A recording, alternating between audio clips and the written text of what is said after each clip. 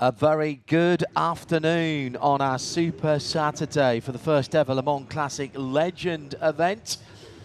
Beautiful July afternoon with not a cloud, nary a cloud in the sky. 49 Celsius on the track, 30 Celsius in the air. Probability of rain, zilch, zero, nada. Absolutely nothing. And tomorrow, a couple of 3 degrees even higher. If you're listening and watching here at the circuit, make sure you stay well hydrated and grab yourself some water to make sure that you can keep going across the afternoon and find a bit of shade here and there. The grandstand at the moment is in a little bit of shade on drivers right over the pit lane. That is the place to be. We're lining up for a busy afternoon and we'll be bringing you plenty of action. We'll kick off with one of the grids, one of the plateaus that we saw here last year. Remember now, we've gone to every single year of having a Le Mans Classic event. This is the Legend. Next year we go back to the older cars, harking all the way back to the start of Le Mans in 1923. And this is the carry-over grid, plateau number 6. And these are cars like the Lola, the Porsche, the Acellas, and the Chevrons, going back into what many would see as one of the glory days of sports prototype and GT racing. Ferraris in there as well. Then we'll head on to something new and something celebrating a 50th anniversary. That is the NASCAR HSR, presented by Goodyear. And happy 4th of July. America, 250 years of their constitution this year. Not 250 years of America, of course. It was there a very long time before the constitution came. But the constitution itself, 250 years. And the Independence Day celebrations going on massively on the other side of the Atlantic. And we've got a packed grid of NASCAR. Then we've got the plateau number 7 to round off our afternoon as well. And those are, again, cars that are slightly younger. That's one of our new grids for 2026. Andrew Marriott alongside me, John Hindhaugh and Bruce Jones. Good afternoon, Bruce. Good afternoon, John. I've walked out around the paddocks. It is hot here today. But what I loved with that shot, you had tiny little Chevrons and Lolas and one of those two great big thundering NASCARs from 1976. Wider, longer, taller, and coolest paint job of the lot. White with a golden roof. That splash of Americana, you would have been here at the time, Andrew, when they came across, did something different. We were accustomed to cars like the little Team Gunston Lola, the Chevron you're looking at there in the screen. Then these giant couple of behemoths came across from the States and did something very different. It didn't work at first, but it was a welcome addition. It certainly was, because we had that sort of car coming to the British Saloon Car Championship as well. But we didn't think they'd be very competitive, and they weren't. But it's great to see that 50th anniversary recorded here. And we've said this before, Bruce, haven't we? It's very easy to get excited about the cars that were the stars and kept winning, whether it's individual cars or whether it's manufacturers, marques, chassis. It's good to see some of the other cars, because otherwise they'd disappear. And they're, only one car, only one team can stand on the top step of any podium. And there are often 20, 25, 30 or more of the cars in a race. If you don't do that, history gets completely distorted. And let's face it, over the years, decades, you can look at some cars, they were never going to win. The technology was all wrong, but they were in the mix. It was someone's greatest idea. Down on the grid, in fact, we just saw a car that won the European 2-litre Sports Car Championship in 1973, the Crown Racing crisscross-driven Lola. But look, suddenly BMW M1s, that's got people slavering out there. Well, that was a one-make championship and it supported F1. It did, 1980 and 1981. Brilliant. Some of the Grand Prix stars would drop in, racing against people who are sports car regulars. Absolutely. Nicky Lauda was one of the people that did so well in that car, run by Ron Dennis, incidentally. They all just explain that these cars are all lined up in echelon as the way they started way back when. And of course, it was Jackie Eakes, the famous Jackie Eakes, who stopped all that because safety belts were just coming in, must have been 50 years ago, and they wanted time to have their safety belts put on. You couldn't do that if you were roaring away from the echelon. Yes. Well, actually, they continued to do that in echelon, but the drivers stopped running across the track. Yes, they bolted them in and then still started them in the 45-degree angle. I'm old enough to have been here when they ran across the road. And Yeah. And the most extraordinary thing was the whole place went absolutely silent. And you could hear the patter of the feet. Yeah. And in the early days of Le Mans, and why low numbers actually have been the most successful, they didn't qualify as we would do nowadays. They were lined up with the biggest engine at the front and given the lowest number. So number one was the 12.5 litre Voiturette that was sitting at the front, and that's why cars with low numbers did particularly well in the early years. Just look at our pole position car, a Todge or Toy. Toy, yeah. Now, the chap who drives this car, Yves Shamama, calls it a Todge. Does he? Yeah, but other people call it a toy. I got told off for that. Yeah, well, I asked Yves, because I know him reasonably well, because he's basically from Cincinnati. He's Swiss, but he spent most of his life in Cincinnati. There's the famous Aston Martin. The RHAM Aston Martin, Robin Hamilton. What a machine that is, Bruce. Sucks the tarmac off the ground on a warm day. And next to it, another one that'll be people's favourite, the Lancia Martini. Another, again, they weren't exactly silhouette cars, but they were built in the style of the cars that they were meant to represent, but really underneath they were very, very sophisticated racing cars indeed. Yeah, some were financed by factories, viz. the Lancia. The rest, like Robin Hamilton's car, were financed by individuals as well. Look, 2/3 of the way across the screen, middle of the screen now, one of those NASCARs, white with that gold roof. Look at its dimensions. Porsche on either side of different nomenclatures, huge. Sponsored by Olympia Beer. So the Todge is toy, if you will. No, if the owners called it a Todge, I'm now going to go back to call. Called it a Todge for years and got told off roundly at a meeting in the UK once. He's on the entry list with Richard Mille, the founder of the watch company, together with Dominic Guénard. We'll talk about Guénard's in a minute. I'm not sure if Richard Mille is going to drive the car. Shimama won this event because this has been a race that we've had for many years here. In 2018, he's been trying ever since. Of course, we had COVID in the middle of that. The man who's dominated this the last couple of runnings has been Maxime Guénard. Now, you see, they're listening to you in the truck, Bruce, because you get your big American bustle, and just look at the size of that next to a Just think 911. how many flies to get in that enormous grille on that Dodge Charger, doing things totally differently, and that was the beauty. Talking of beauty, a BMW 3-litre CSL in that works black and BMW stripe livery still looks crisp on a bright summer's day here. Absolutely exquisite. Plenty of Porsches, of course. You can't have an endurance race without the Porsche. It simply isn't allowed. But mixed in GT cars and mixed in with the prototypes.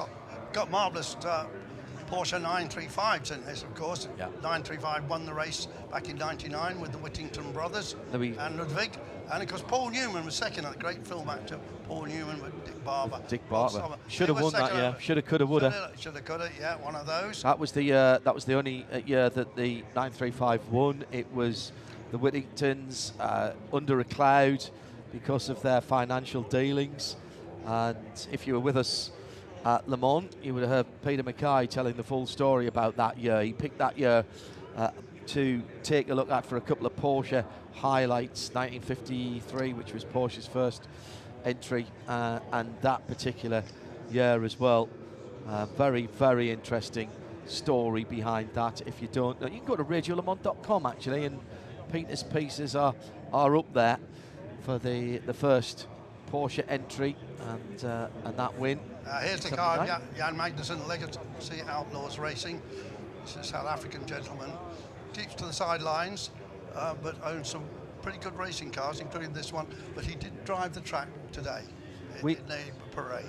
We've got, in the prototype categories, we've got an over 2 litre class and an under 2 litre class. In the GTs, it's GT1 and GT2 ostensibly. That's how it works out. and some phenomenal GT cars. You'll see them having a good battle on their own, and actually some of them in a straight line won't be that much slower than the prototypes. They're pretty slippery and pretty powerful, those cars. The Warsteiner colours on a couple of cars actually here, including the Paul Sitter that we were talking about.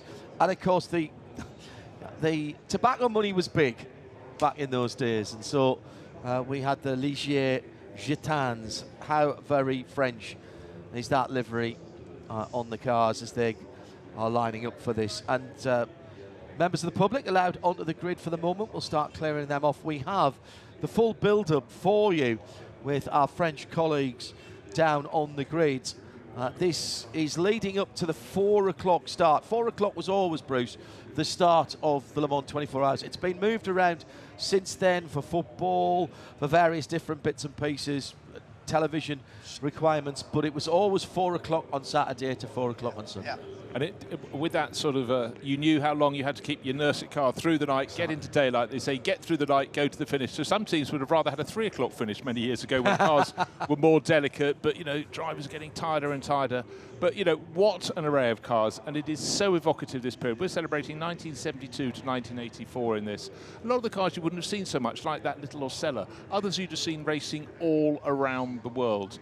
And it's just great to have those cars.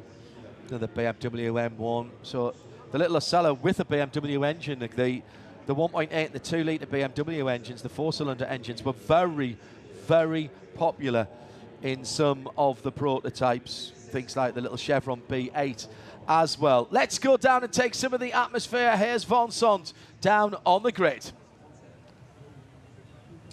On se retrouve sur cette grille de départ du Mans Classic Legend. C'est le grid wall qui a beaucoup de monde. Il y a beaucoup de monde et il y a vraiment du très très beau monde sur la grille de départ. Vous savez que l'une des particularités de ce week-end du Mans Classic Legend 2026, ce sont ces courses de NASCAR. On assistera à cela, une aujourd'hui, 2 demain naturellement. Et regardez qui j'ai à mes côtés. Il a été champion de la NASCAR en 2004, Monsieur Kurt Busch, bien évidemment. Kurt Busch, we are so proud to welcome you here in Le Mans. Is it your first time in Le Mans or not? It's not my first time, but it's my first time racing. I came here 7 years ago with Chip Ganassi and the Ford GT program. Of course. What about this track? What do you think about this track? This is a dream. This is where you want to be if you want to be a racer. And as a kid, watching races on TV and watching the 24-hour races, and now I have a chance to drive here with my NASCAR car that I won races with, this is a dream come true. This is like Christmas Day for me. 3 races with NASCAR. It's a kind of very good promotion for the sport, of course. Number 1 sport in the USA, not in Europe, of course, but very important for you to come here. It's amazing. This is our 50th year anniversary of when Jim France sent over 2 NASCAR cars in 1976. And then with Garage 56 a few years ago, celebrating the 100-year Le Mans, now here we have 40 historical NASCAR cars taking the green flag today from all generations, all the way from my 2020 Monster Energy car, all the way back to Richard Petty's Plymouth, even before STP. And so it's amazing to see all the generations of cars out there racing. Of course, we know that there are NASCARs for road courses, of course. This is a road course for you. Is it easy to drive a NASCAR on this kind of track? This is a phenomenal racetrack. This is so smooth, it's fast, technical. It's like all of our road courses mixed together with a Watkins Glen, with a Sonoma, with some of the elevation changes, a little bit of the COTA F1 style circuit. But this is Le Mans. There's no straightaway in the world that you get to race on public streets all the way down to Mousson Straits. So it's really just a pinch you moment. We're having fun, but of course it's going to be a great show. And the French, they love our V8 engines. Our paddock is just swarming when people when we fire up the engines to get warmed up. Kurt, one last question. When there will be the start of race 1 for those NASCAR cars, you want to win this race here in Le Mans? You will attack to win the race? Absolutely. Qualified third. There's 4 of us that are right there in the same 1 second bracket. It's amazing. We have different cars from all over, even one from Europe, and we're all within 1 second of each other, right around that 4-minute mark. And so, of course, we have 3 races. Today's important, tomorrow morning, but the big one is tomorrow afternoon. That's when they hand out the big trophies. That will be the last one of the weekend here. A big party for you. Absolutely. Thank you. Yes. Thank you very much, Kurt Busch. We're so proud to welcome you here in Le Mans. Kurt Busch, qui est de la partie ici au Mans. Thank you, Kurt. Et on va parcourir, puisque c'est le but d'un grid walk, parcourir cette grille de départ du plateau numéro 6 qui sera le premier. Et dans la foulée de Kurt Busch, s'il vous plaît, Yves Semama, donc d'un champion à un champion, on reste. Alors Yves, l'atmosphère de nouveau de ce Mans classique, une édition un peu particulière, l'édition Legend. Mais voilà, il y a du monde, il y a des personnalités du sport auto et il y a des belles autos. Oui, il y a des voitures fantastiques et c'est bien de voir des personnalités comme Kurt Busch qui vient ici nous soutenir avec des NASCAR. C'est absolument dingue. Il m'a dit tout à l'heure 340 km/h sur les inaudières, c'est fantastique. Alors je sais Yves que vous habitez du côté des États-Unis, donc l'impact de la NASCAR sur le sport automobile américain, vous le connaissez très bien. Ah oui, bien sûr, l'impact de la NASCAR aux États-Unis, c'est fantastique. C'est plus grand que la F1 même. De les voir ici en Europe, au Mans, c'est vraiment dingue. C'est bien. D'ailleurs, on voit l'engouement, il y a 40 voitures, ils se sont déplacés en force. C'est bien. C'est bien. Alors, on va quand même parler de votre toge qui s'élancera depuis la pole position. Yves, je me suis laissé dire que c'était pas simple. J'ai eu le plaisir de commenter votre qualification et on a très vite remarqué que vous étiez à l'arrêt en fait. Eh bien oui, hier, la tactique, c'était de sortir et de faire un bon temps tout de suite. Donc, mon premier tour rapide, j'ai fait la pole, je n'ai pas très bien compris comment, mais j'ai essayé de faire un deuxième tour rapide et je suis tombé en panne tout de suite. Mais les autres n'ont pas été plus vite que vous. Eh bien non. Bon, on connaît les concurrents juste à côté, Maxime Guéna, Carl Meeker et les autres. On les connaît par cœur de la Le Mans Classic Series durant la saison. On ira encore au Paul Ricard, on ira encore à Estoril, on ira encore à Imola. Cette année, ça va être une big battle ici. Oh, je me fais pas trop d'illusions, très très rapide derrière. Je vais faire de mon mieux et la course va être longue. Enfin, les 3 courses vont être longues, dont une course de nuit. On verra. Merci Yves Semama, il s'élancera donc depuis la pole position avec cette toge. On va passer à la suite et à la concurrence et on va demander au caméraman Jérôme d'essayer de nous suivre dans l'atmosphère de ce grid walk bien sûr, avec Maxime Guéna sur cette grille de départ. Alors on vient d'en parler, Maxime, avec Yves Semama, vous vous connaissez par cœur bien évidemment, c'est la suite logique du classique endurance Racing 2 que l'on va vivre ici. Bon, le fait qu'on soit au Mans sur le circuit des 24 heures, ça change quoi ? Ça change que Yves a un peu plus de VMAX que moi, donc ça va être un peu un challenge pour essayer de l'accrocher, mais on verra ce que ça donne. Tu sais, c'est 3 courses, c'est à 3 fois 50 minutes, donc on va essayer de faire un résultat. Alors Maxime, il y a une question que j'ai envie de vous poser, puisqu'on a le public ici du Mans, il y a les fans des voitures anciennes, et puis il y a une partie grand public également. Qu'est-ce qui motive un pilote comme vous à rouler en historic racing dans les voitures avec des voitures anciennes, des protos du temps d'avant, seulement des GT, des voitures de tourisme, et pas quelque part dans des GT3 comme on voit ici? Principalement, c'est l'ambiance. Parce que si tu veux, quand on n'est pas en train de rouler, on a les... comment dire ? Quand on n'est pas en train de rouler, on est tous entre nous, on discute, on passe vraiment un bon moment de pilote. Donc ça, c'est hyper cool. Je ne pense pas qu'on va trouver ça en moderne. Et deuxièmement, c'est les sensations. C'est des voitures qui ne sont pas aseptisées, il n'y a pas d'assistance, donc c'est très fun à rouler. C'est très bien. Alors, prévision, 3 courses. Donc ça veut dire qu'il faut gérer également ici. Oui, alors après, gestion sur 3 courses, oui, il y a de la gestion. Mais à la fin, ça va être la performance qui va être déterminante. Donc oui, on va y arriver. On rappellera quand même que Maxime Guéna est le champion en titre de la Classique Endurance Racing 2. Pas seulement d'ailleurs, c'est un cadre des compétitions Le Mans Classic Series. Fait figure parmi les favoris. Maxime, allez, on vous souhaite le meilleur pour ces 3 courses en tout cas. Voilà, avec énormément de plaisir. Maxime qui est là dans la foulée de son paternel, Dominique. On va se retrouver avec effectivement un préparateur, si vous le voulez bien maintenant. Spécialisé également dans ces voitures du temps d'avant. Et c'est Martin O'Connell que l'on retrouve. Martin, such a pleasure to welcome you here in Le Mans. Is it for you, great tuner in historic racing? You saw everything. When we come back here in Le Mans, is it something special for you? I think everybody that's here thinks it's a special place. Obviously, we don't get to come here very often, but the amount of people that are here and how friendly everybody is, and I think anybody that comes here and doesn't enjoy it should go and take up another hobby, because this is the best place in the world, I think. The car is the car of Carl Meeker. Of course, you think it's possible to win against those 2 guys, the guys who won quite frequently in this category. Yeah, I think the little man here, he's got a good chance. I think he's got good pace. I mean, this is a very hot day, so obviously it's going to be hard on the car, but we have to get through this race and the other 2 races. But it'd be nice to get a decent start to it, and we'll see what happens. It's going to be a long day. Same question as Maxime a few minutes ago. Why historic racing and not modern racing for Martin O'Connell?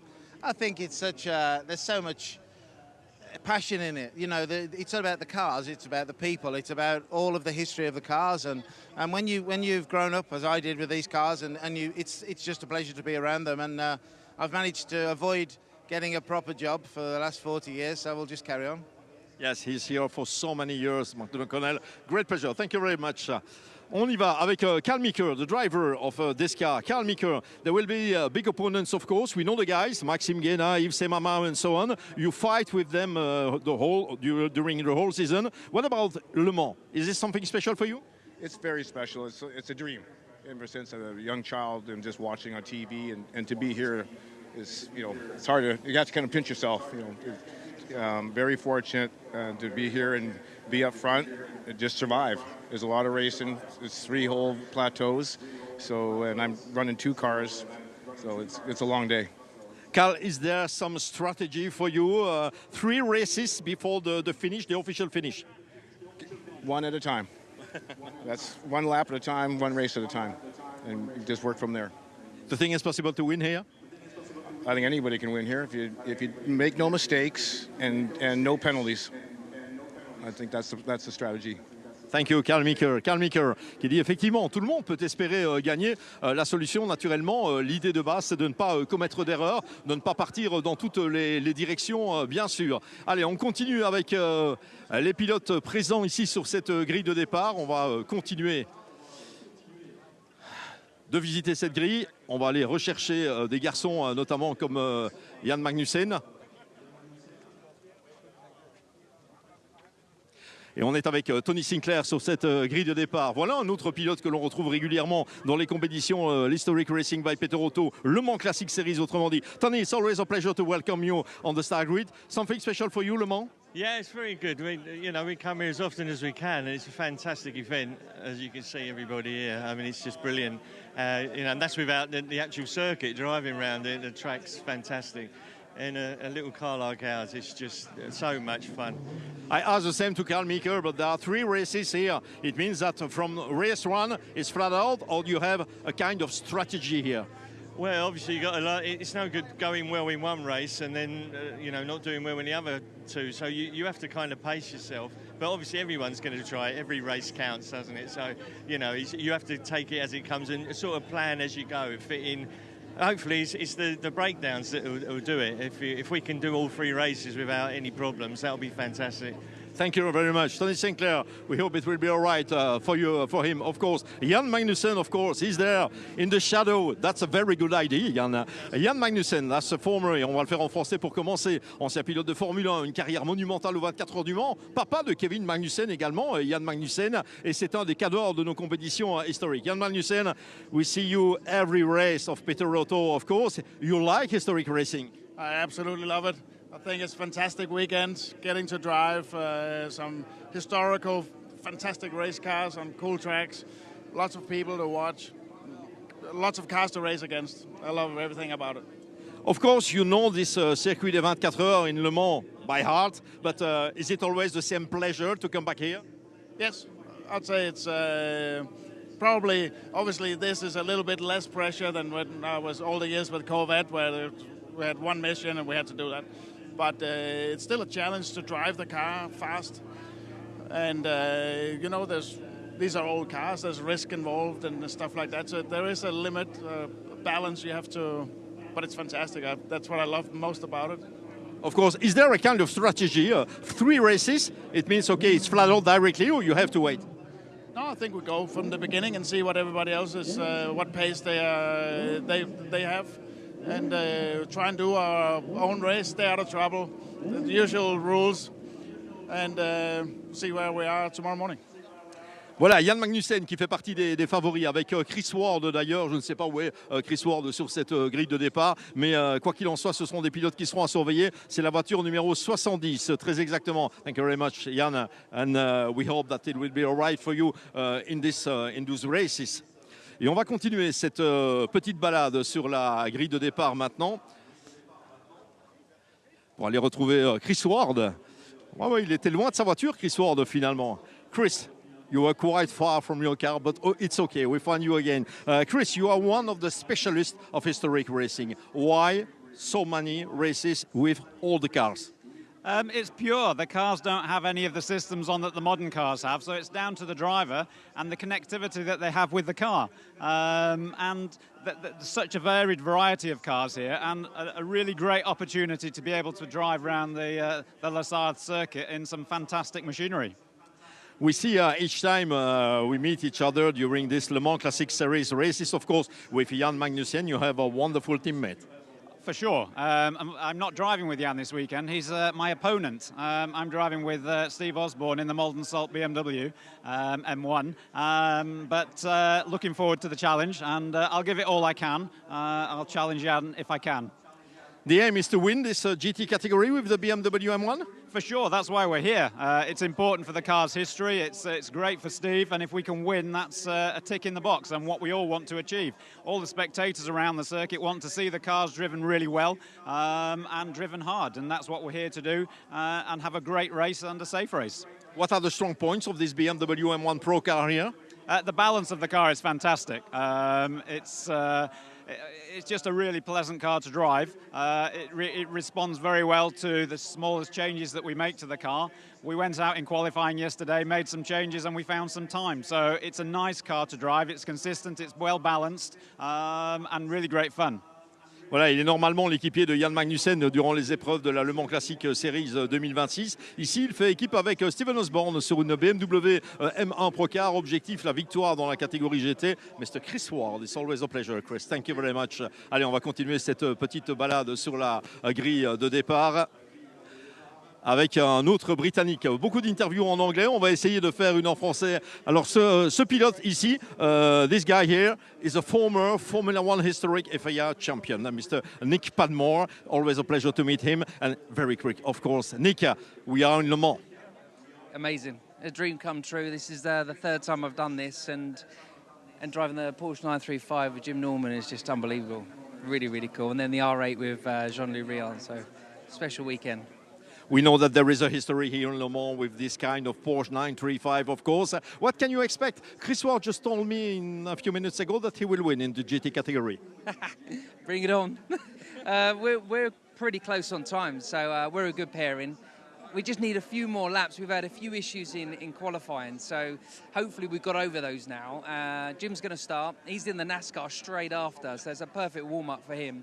Then, yeah, it's a long race, really. It's 50 minutes and then 3 races through the night with this temperature as well. It's going to be tough, really tough. So I'm living the dream. I'm loving this. Nick, you draw Formula One. That's my last question. Maybe one day a NASCAR race for you? Oh, I'd love to. Yeah, I've dropped so many hints this weekend about having to go in a NASCAR. I'm available. I want to do Daytona. I want to do all those things. So, yeah, fingers crossed one day. Thank you very much. Nick Padmore, one of the quickest guys here of the... We will try on va essayer de passer au français, effectivement, avec, et on va demander à Jérôme, notre cadreur, de nous suivre dans la foule. Vous voyez qu'il y a du monde, hein. On n'invente pas sur ce grid walk de ce Mans classique Legend 2026. Et on a retrouvé quelqu'un qui parle français sur cette grille de départ. Il y en a beaucoup, hein, cela dit, mais voilà, ça nous intéresse parce que non seulement lui, il parle français, mais il a une voiture qui respire français, cette fameuse Ligier JS2. Alors Olivier, je pense que vous n'avez pas fait trop de courses pour l'instant avec cette auto. Non, on a fait 3-4 courses, on a eu des petits problèmes, mais on voulait l'emmener au Mans parce qu'elle a roulé 3 fois au Mans à l'époque, donc c'était bien de pouvoir rouler dans cette voiture ici. On se rend compte du succès qu'elle a ici quand on arrive aux 24 heures du Mans. Le public, il a des yeux de chimène ici pour cette voiture. Ah bah oui, hein, c'est bleu, blanc, rouge, il y a des sponsors, des cigarettiers bien connus français d'époque, donc ça parle aux Français de ma génération. Ouais. Bon alors, piloter une Ligier GS2 sur le circuit des 24 heures du Mans, c'est comment Olivier? Ah bah c'est sympa parce que dans la ligne droite, il y a quand même un moteur Cosworth de F1 derrière, donc il y a des chevaux. Alors j'ai eu des petits problèmes de frein au qualif, mais ouais, non, ça marche très fort, ça accélère fort et c'est vraiment une super voiture.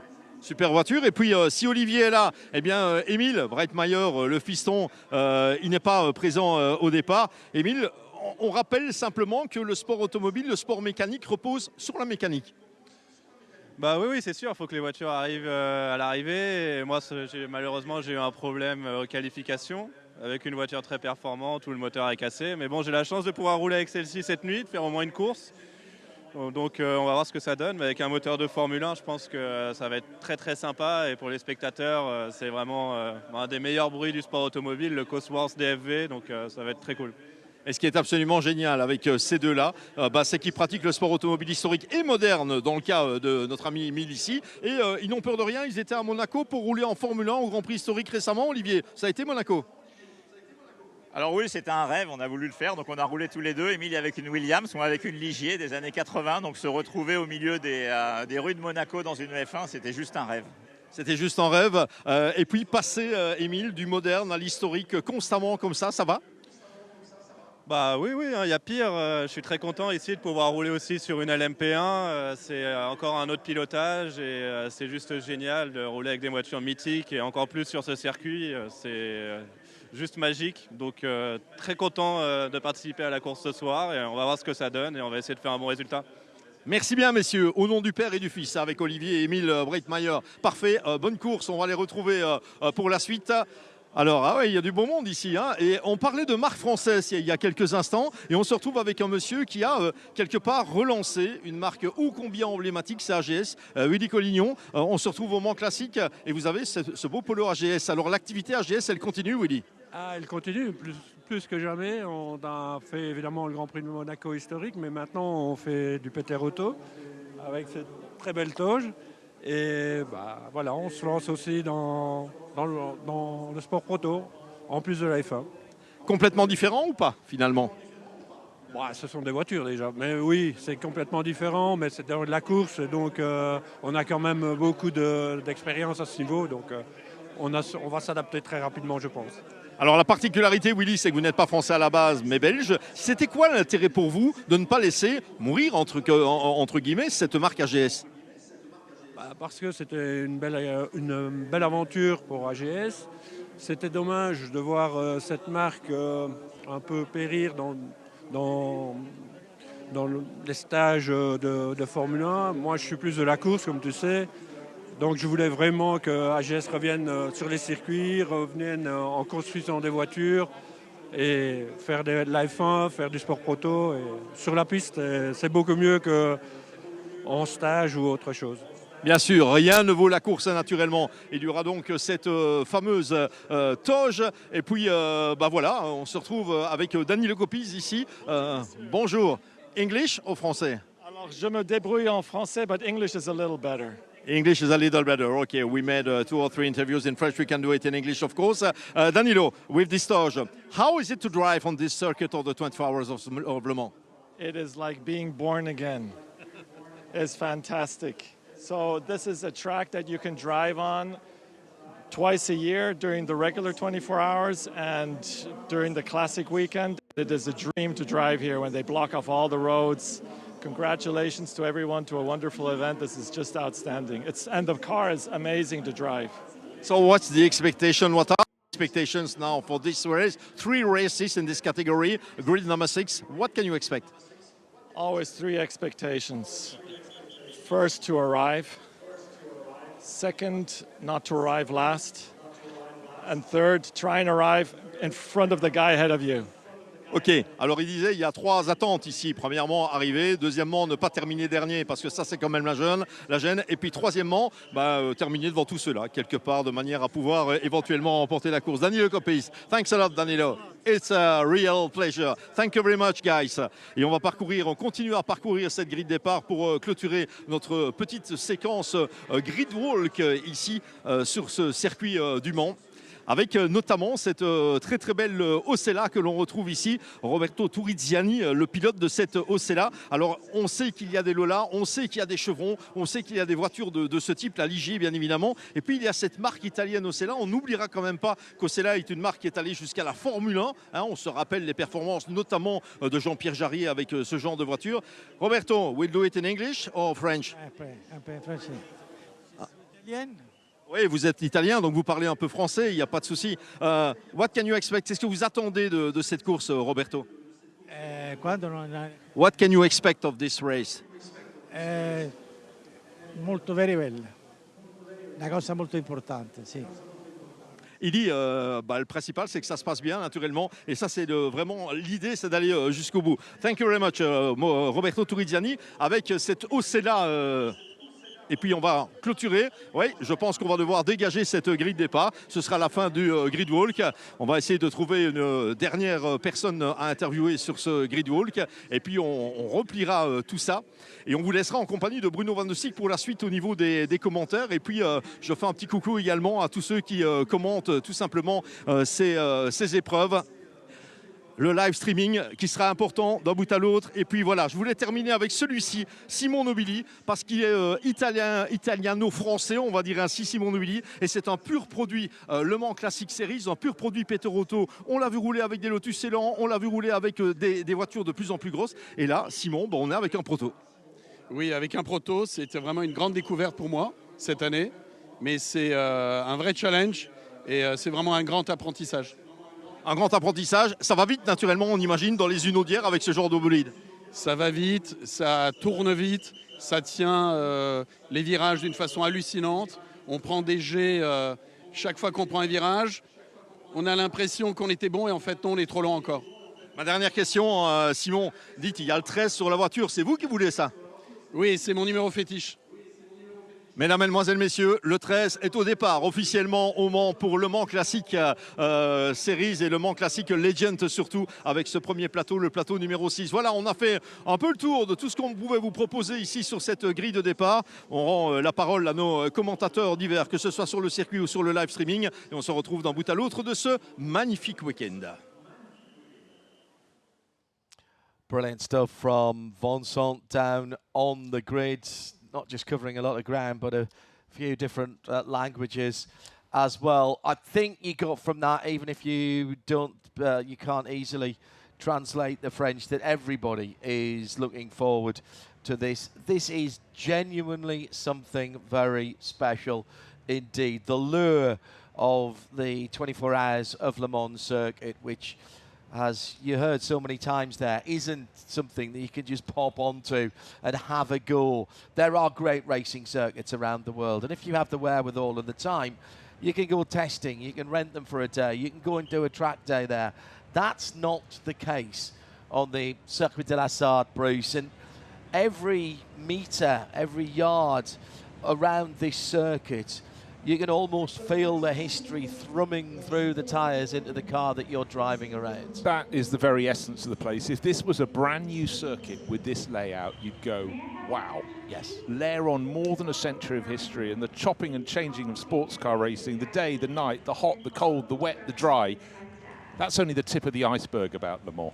Every single story, particularly back in the earlier decades, where just getting a car halfway through the race was a massive achievement. Getting to the finish was almost like the north face of the climbing the north face of the Eiger. There's so much history here, and I think for people, a lot of them have made successful business careers, but they've always had an eye on this race and historic racing. And the Le Mans Classic this year, is the Le Mans Classic Legends, gives them a chance to come out and play. Some have raced here several times, but no one has got a long history here, because it really is for the very peak of the sport. And you know, we've all been fortunate over the last 30, 40, 50 years to come here and play on the outside. But to get to be strapped in a car, national anthem will play, and then to go out in the race, that is something very, very special indeed. And we don't stick on an MP3 over the PA here. This is a band of effectively the Republican Guard, the French Republican Guard, who will play the Marseillaise, which is always a spine-chilling moment on the front straight here, either at the 24 Hours or here at the Le Mans Classic Legend. They're getting themselves into order. I'm pleased to say, actually, that they've only just come out onto the grid, because it is very, very warm out there, and they've been standing in the shade. Maybe we can just get in before they start playing. The guys mentioned the later races. One's at 10 o'clock tonight, and the third race, the final deciding race, is at 6:30 tomorrow morning. We won't be televising those, but we will bring you the full result, of course, when we come back on the air tomorrow morning. At 9 o'clock tomorrow morning, and we'll wrap up what has been going on. we've heard from Vincent, we'll hear from the man who is the voice of the PA in French here at Le Mans for everything 24 hours and other, which is Bruno. Who is Bruno van der Steeg? He will be with us for the formalities in just a moment. Just very quickly, before they play, what we should mention, the first 3 cars on the grid have got Ford DFV engines. That's a 3-litre engine derived from the Formula 1 unit. Jan Magnussen has a 2-litre Cosworth BDA engine, so a lot less horsepower. Jan, with all his experience, and sometimes get amongst these DFVs, but yesterday he lost 6th gear in practice and he had some electrical problems. I believe they're sorted. Let's listen to the band.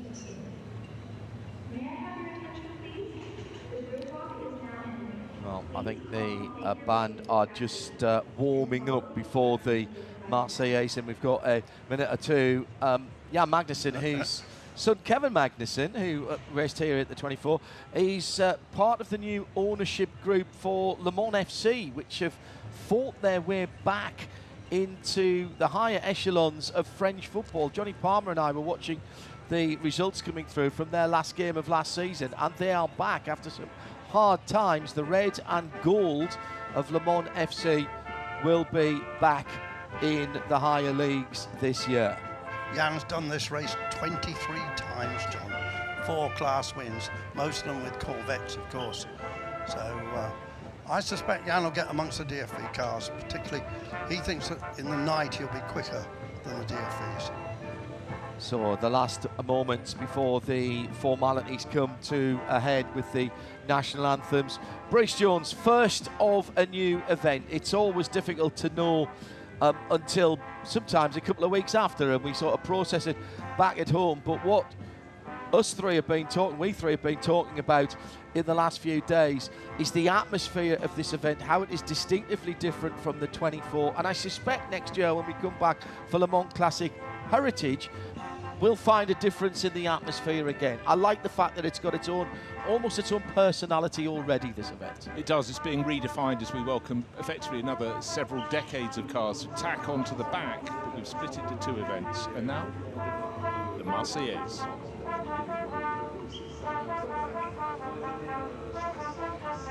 Bruno is sensibly standing underneath the bridge before we hand down to him, staying out of the bright sunshine. 31 Celsius in the air, 49 on the track. The classic view down to the front of the grid. Here's Bruno now. Plaisir d'avoir notre micro également dans quelques minutes. Ce sera le starter d'honneur pour prononcer ces paroles ainsi devenues magiques dans l'image des 24 heures du Mans, avec en effet le pilote démarrer vos moteurs. On est quelque part, alors qu'il fait évidemment beau et chaud partout sur ce circuit des 24 heures du Mans, à l'ombre de cette passerelle finalement qui tombe bien ici en plein milieu de la ligne droite magique, la plus belle avenue du monde. Bon, après les Champs-Élysées, c'est la phrase que l'on dit à chaque fois en ce qui concerne évidemment les avenues et les axes célèbres quelque part. Merci également au public d'être là. Bonjour mesdames et messieurs, voilà pour vous toutes et tous, ça nous fait toujours très très plaisir de saluer votre présence ici au Mans, et donc dans un petit instant on se retrouve naturellement pour converser un instant avec Pierre Fillon, le président de la CO, Marco Ayoun également, directeur général de Peter Otto, et Alexis Pinturo, ce grand champion qui aujourd'hui est présent au Mans pour parler aussi de sport automobile. À tout de suite. So Bruno just giving those around the track, going out on the PA as well, on the haut-parleur, on the speakers, just giving them the heads up about what's happening and about our VIPs. As you heard, the president of the ACO, the new CEO of Peter Otto, also will be presented on the front straight. Mark and Pierre, I'm sure, absolutely delighted about what they're seeing at the moment. And we're into the last few moments before the formalities as the band begins to reposition to the start-finish line and facing down the front straight. We had a different way of delivering the tricolour to start the 24 hours this year, rather than being repelled from a helicopter from the French army. It was brought down by parachute. This is a little more traditional, shall we say. In the sunshine on a Saturday at Le Mans, it is Le Mans Classic Legend 2026, the 6th grid plateau that we've been used to seeing in the iterations of Le Mans Classic to this point is carried in to this new era, this new event. We've added 7, 8, 9 and 10, bringing cars from the 2010s into the Le Mans Classic fold for the first time. And this event already establishing itself, as we have seen and heard, as something that people want to be involved with. And just waiting for the singer and the band rather to reposition, and Bruno to take up his position and make the introductions. Our first race, by the way, is a 50-minute run with a mandatory pit stop. 2 driver teams allowed. You can do it on your own, but you still have to do the pit stop and remain stationary for the same time as everyone else. If you watch our coverage of the Le Mans Classic series, you'll know that there are staggered pit stops depending on the experience of the drivers. That doesn't affect here. Now, for the final formalities, here's Bruno van der Stek. La fanfare de la garde républicaine arrive, mais avant cela, c'est un plaisir aussi de retrouver Pierre Fillon, le président de l'Automobile Club de l'Ouest. On a l'impression, quelque part, Pierre Fillon, que jamais la légende du Mans n'a autant rayonné qu'aujourd'hui. Que représente pour vous cette édition de Le Mans Classic Legend ? Écoutez, c'est une nouveauté, puisque jusqu'à maintenant, Le Mans Classic s'arrêtait aux années 70-80. Et donc, le temps a passé. Et je pense qu'il y a beaucoup de la jeune génération qui ont connu ces voitures des années 2000 dans leur jeunesse, qui aujourd'hui ont envie de les voir. Et donc c'est un lien maintenant, c'est vraiment une transition entre Le Mans classique, j'ai envie de dire un peu ancienne génération, et ce qu'on connaît aujourd'hui avec le WEC et les 24 heures du Mans. Donc la transition est parfaite et on est très heureux aujourd'hui, on est très nombreux. Donc moi je voudrais remercier tous les spectateurs qui sont venus profiter du spectacle. Merci beaucoup Pierre Fillon, président de l'Automobile Club de l'Ouest. Marco Ayoun qui est également avec nous. On a l'impression quelque part que ce lien entre passé et présent n'a jamais été aussi fort que maintenant. Que célébrons-nous finalement aujourd'hui ? Nous célébrons le sport automobile dans son ensemble, mais bien sûr en particulier Le Mans, les 24 heures du Mans avec ce circuit mythique et plein de nouveautés pour cette édition Le Mans Classic Legend, une édition, c'est vrai, plus tonique, peut-être un peu plus épicée qu'avant, avec des nouveaux plateaux, avec des voitures des années 90, 2000, du GT3, du NASCAR, des voitures qui ont couru au Mans il y a 15 ans et qui ont fait rêver toute une génération, un peu plus jeune que ce qu'on avait jusqu'à présent l'habitude de voir ici. Donc c'est du spectacle et de la bonne humeur. Merci beaucoup Marco Ayoun, le directeur général de Peter Auto, et un mot également, mesdames et messieurs, avant que la fanfare n'arrive jusqu'à nous, avec Alexis Pinturo. Bienvenue au Mans. Qu'évoque pour vous ce décor ? Est-ce que vous êtes impressionné par ce que vous découvrez aujourd'hui ? C'est un décor qu'on voit sous un autre angle habituellement, soit à la télé, soit moi personnellement sur les milieux de montagneux, donc sur les pistes de ski. Là c'est sûr qu'il y a le côté historique, il y a le côté traditionnel qui ressort et qui est tout aussi magnifique. Merci à vous et bienvenue encore une fois au Mans. Voilà pour le Mans Classic Legend. Alexis Pinturo, en même temps que la fanfare, arrive la fanfare de la garde républicaine. Les voici.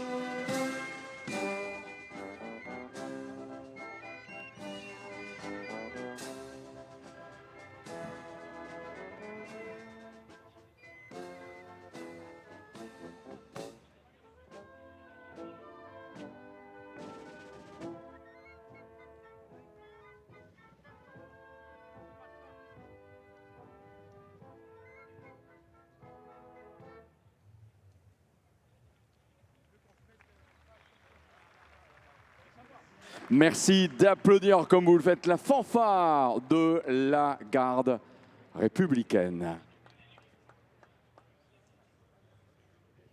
Quelques instants avant l'interprétation de l'hymne national de la Marseillaise, et nous comptons naturellement sur vos voix aussi, mesdames et messieurs.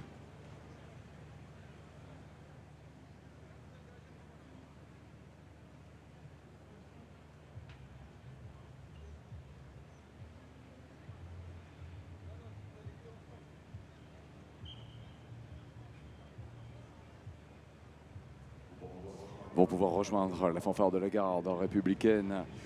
Monsieur Sébastien Jallet, également préfet de la Sarthe, qui accompagne Pierre Fillon, Marc Oyonnet et Alexis Pinturo. Et en effet, mesdames et messieurs, c'est un moment toujours solennel, l'interprétation de l'hymne national. Dans quelques instants, la Marseillaise par la fanfare de la garde républicaine.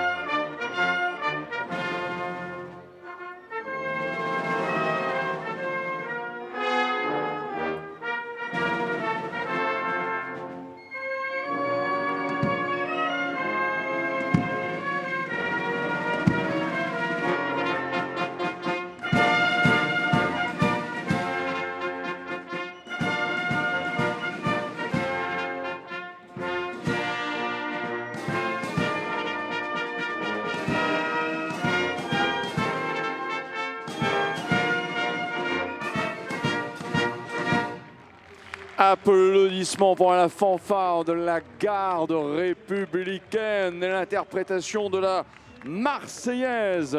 Bravo, bravo pour cet hymne remarquablement interprété. Et mesdames et messieurs, ce sera dans 2 petites minutes.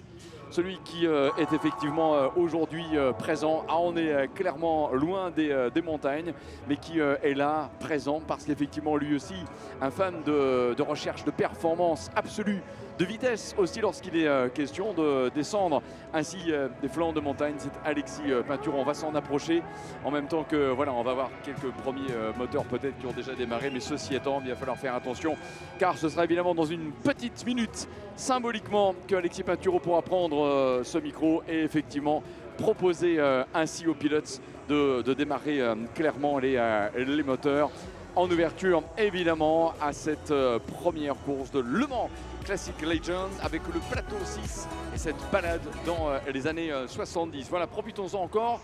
Marchons sur cette ligne droite, cette avenue absolument géniale. Et mesdames et messieurs, Alexis Pinturo qui est là. Bon, même si on a, j'ai l'impression, un concurrent un petit peu récalcitrant qui a déjà commencé en effet à lancer son moteur. On va pouvoir monter un tout petit peu et effectivement proposer donc de vous entendre pour cette phrase qui maintenant fait partie du décor des 24 heures du Mans. Le pilote, démarrez vos moteurs. À tout de suite.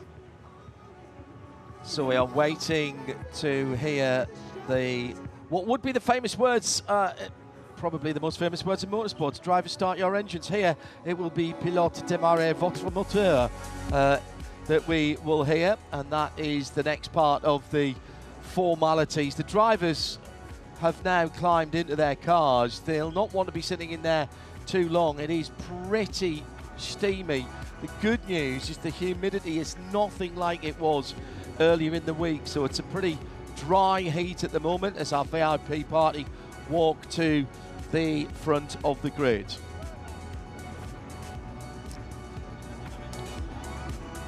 Yeah, John, a little moment for reflection as we see them quickly walk past the car that Jan Magnussen will drive, because it is, of course, in the Barclays International colours, which was a deal put together by the great driver, Guy Edwards, who raced in Formula One, was terrific in Formula 5000, started his career when we were both young men together in a Mini. I knew him really well.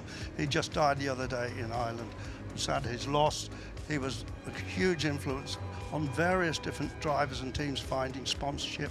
He was a great driver himself, and it's wonderful to see one of his cars probably running right near the front of this race. Yeah. We'll see if Magnussen's problems with the 6th gear that he had in qualifying are cured. I suspect they are, but yes, the passing of Guy Edwards, let's just remember him. Yeah, a hard worker, but a great deal maker as well as a great driver, and as you say, was instrumental in so many other people's careers, as well as making sure that motorsport continued. It's always been a part of motor racing the cash. It's something we don't talk about, yeah, probably as much as we should. Sometimes it's seen as a little ghost to talk about it, but it was ever thus at the sharp end of any grid down through the years, and particularly endurance racing. Let's get back to Bruno. Ligne droite des stands avec Alexis Pinturo qui va donc pouvoir dans les prochains instants, mesdames et messieurs, donner le départ pour le tour de formation derrière l'une des voitures BMW, le constructeur partenaire de Le Mans Classic Legend, et le tout évidemment en présence de Pierre Fillon, le président de l'Automobile Club de l'Ouest, la présence de Marc Coyne, le directeur général de Peter Otto, Sébastien Jallet, le préfet de la Sarthe également, qui est également présent pour l'événement. Voilà, tout pile 16h. Attention pour les photographes effectivement présents avec nous. Il va falloir dans un instant, voilà, évacuer, se mettre sur le côté, car nous allons avoir, mesdames et messieurs, le départ de ce tour de formation pour ce qui sera ensuite donc la première des courses au programme. Un format de course sur 50 minutes avec arrêt obligatoire pour les pilotes en solo comme pour les pilotes en duo. Changement de pilote évidemment lorsqu'il s'agit de duo entre la 17e minute plus 30 secondes et la 35e minute de course. Panneau 1 minute présenté. 1 minute on the board. Board raised 1 minute.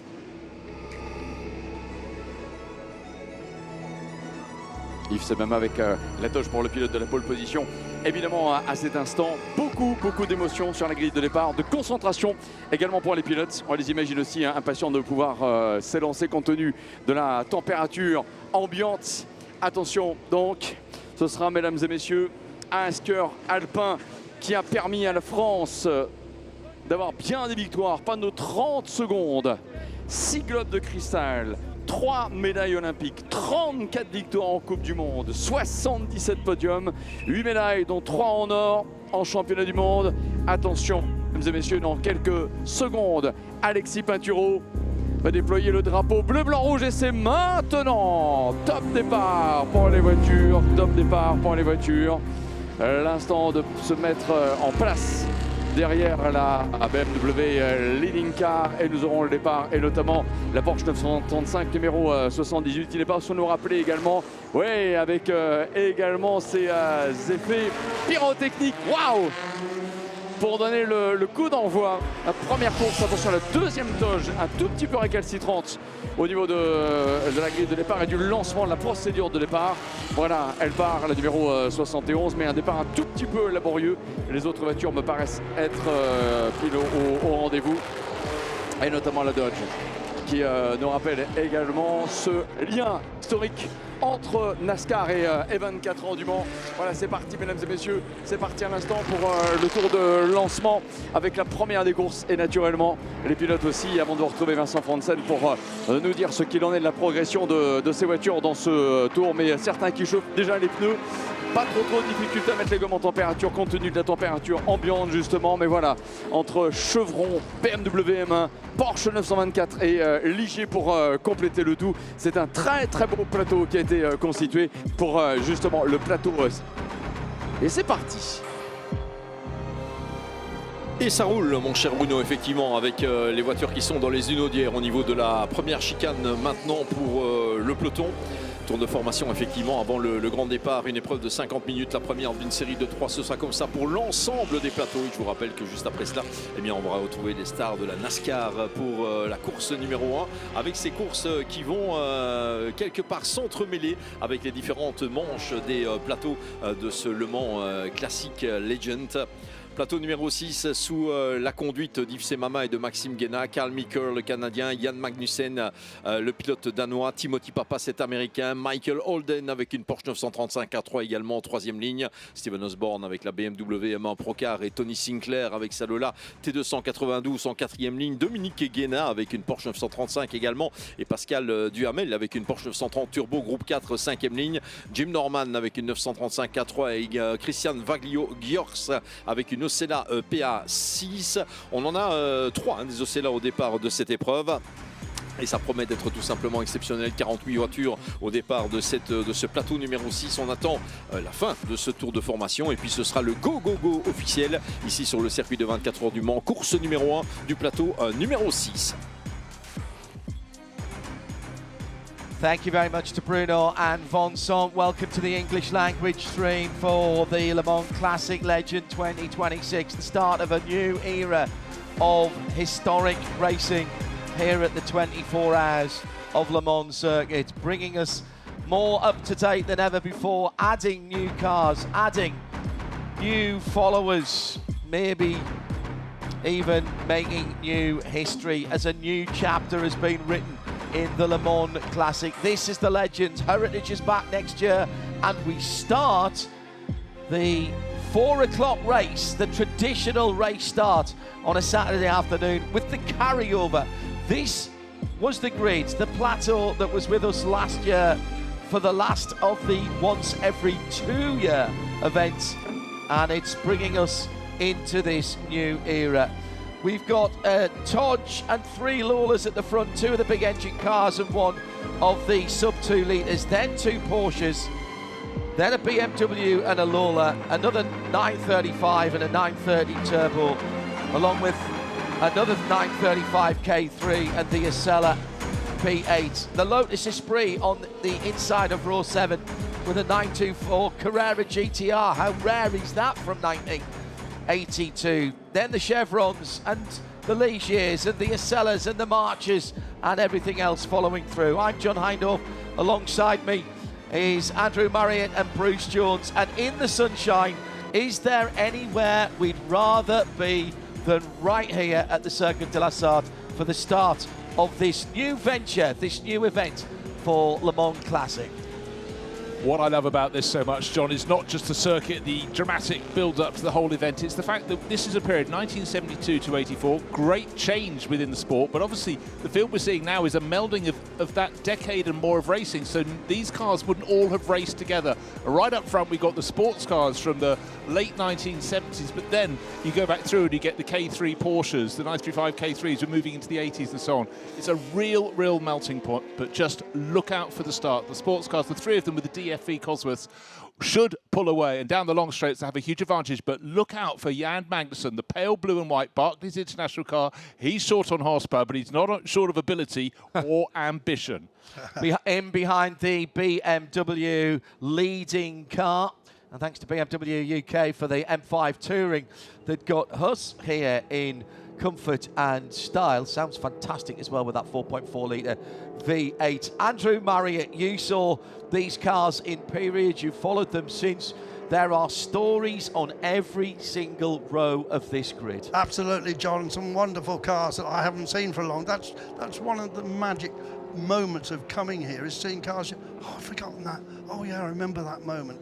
But you know, the 935s are quite well matched. Just a quickie, the chap who waved the flag, in case you weren't sure, was the 2021 World Cup skiing champion Frenchman, their best skier for many years. Although we have had quite a lot of skiers race here in the past. Well, yeah, absolutely. Remember? There are some transferable skills. Yes, there are.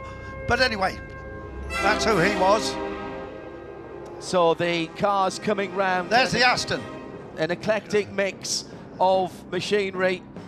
The safety car driver motioning to the field that he is about to turn off. The lights are out on that satin BMW. And now it's down to the drivers. The mechanics, the engineers have prepared these cars. There's nothing else they can do.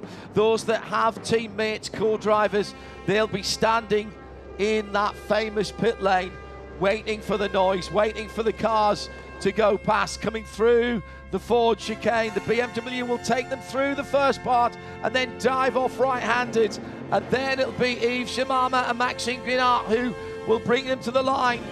Cal Mika and Jan Magnussen on the pit wall side. Let's see how he goes. The Le Mans Classic legend, plateau number 6 for the first time in 2026 comes to the line, and we are racing.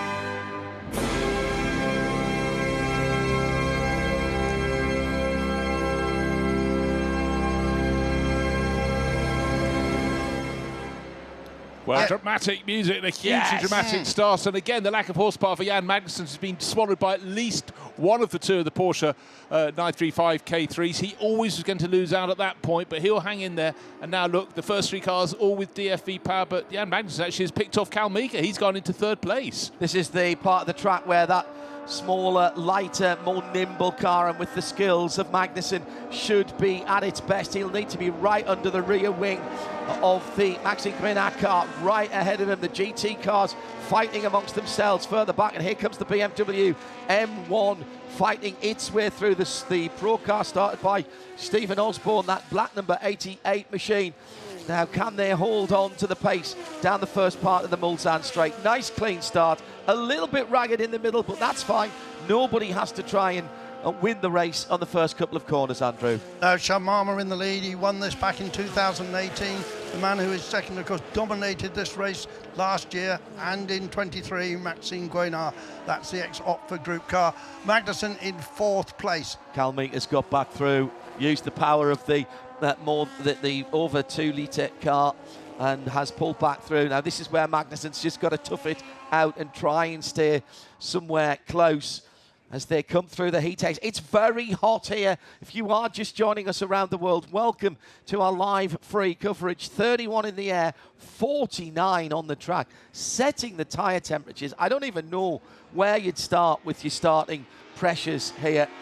A couple of the prototypes going through past the two Porsche 935 K3s that qualified in 5th and 6th. Tim Pappas starting the Zero car, but Tony Sinclair's gone through, and I think Jim Norman and Dominic Gunat have gone through as well. We've already seen two things that are crystal clear. How Jan Magnussen, as soon as he gets the straight, just lost. He was in third position through Tete Rouge. He was already way back in fourth place.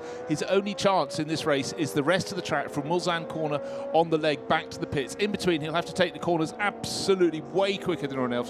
One car that's gone a bit backwards is one of the Alpines there. Alpine liveried BMW M1. Remember, Steve Osborne was up at the front early on, but that time had been set by his teammate Chris Ward, will take over. But Steve will hang on. The Malden Salt man will see where he gets to.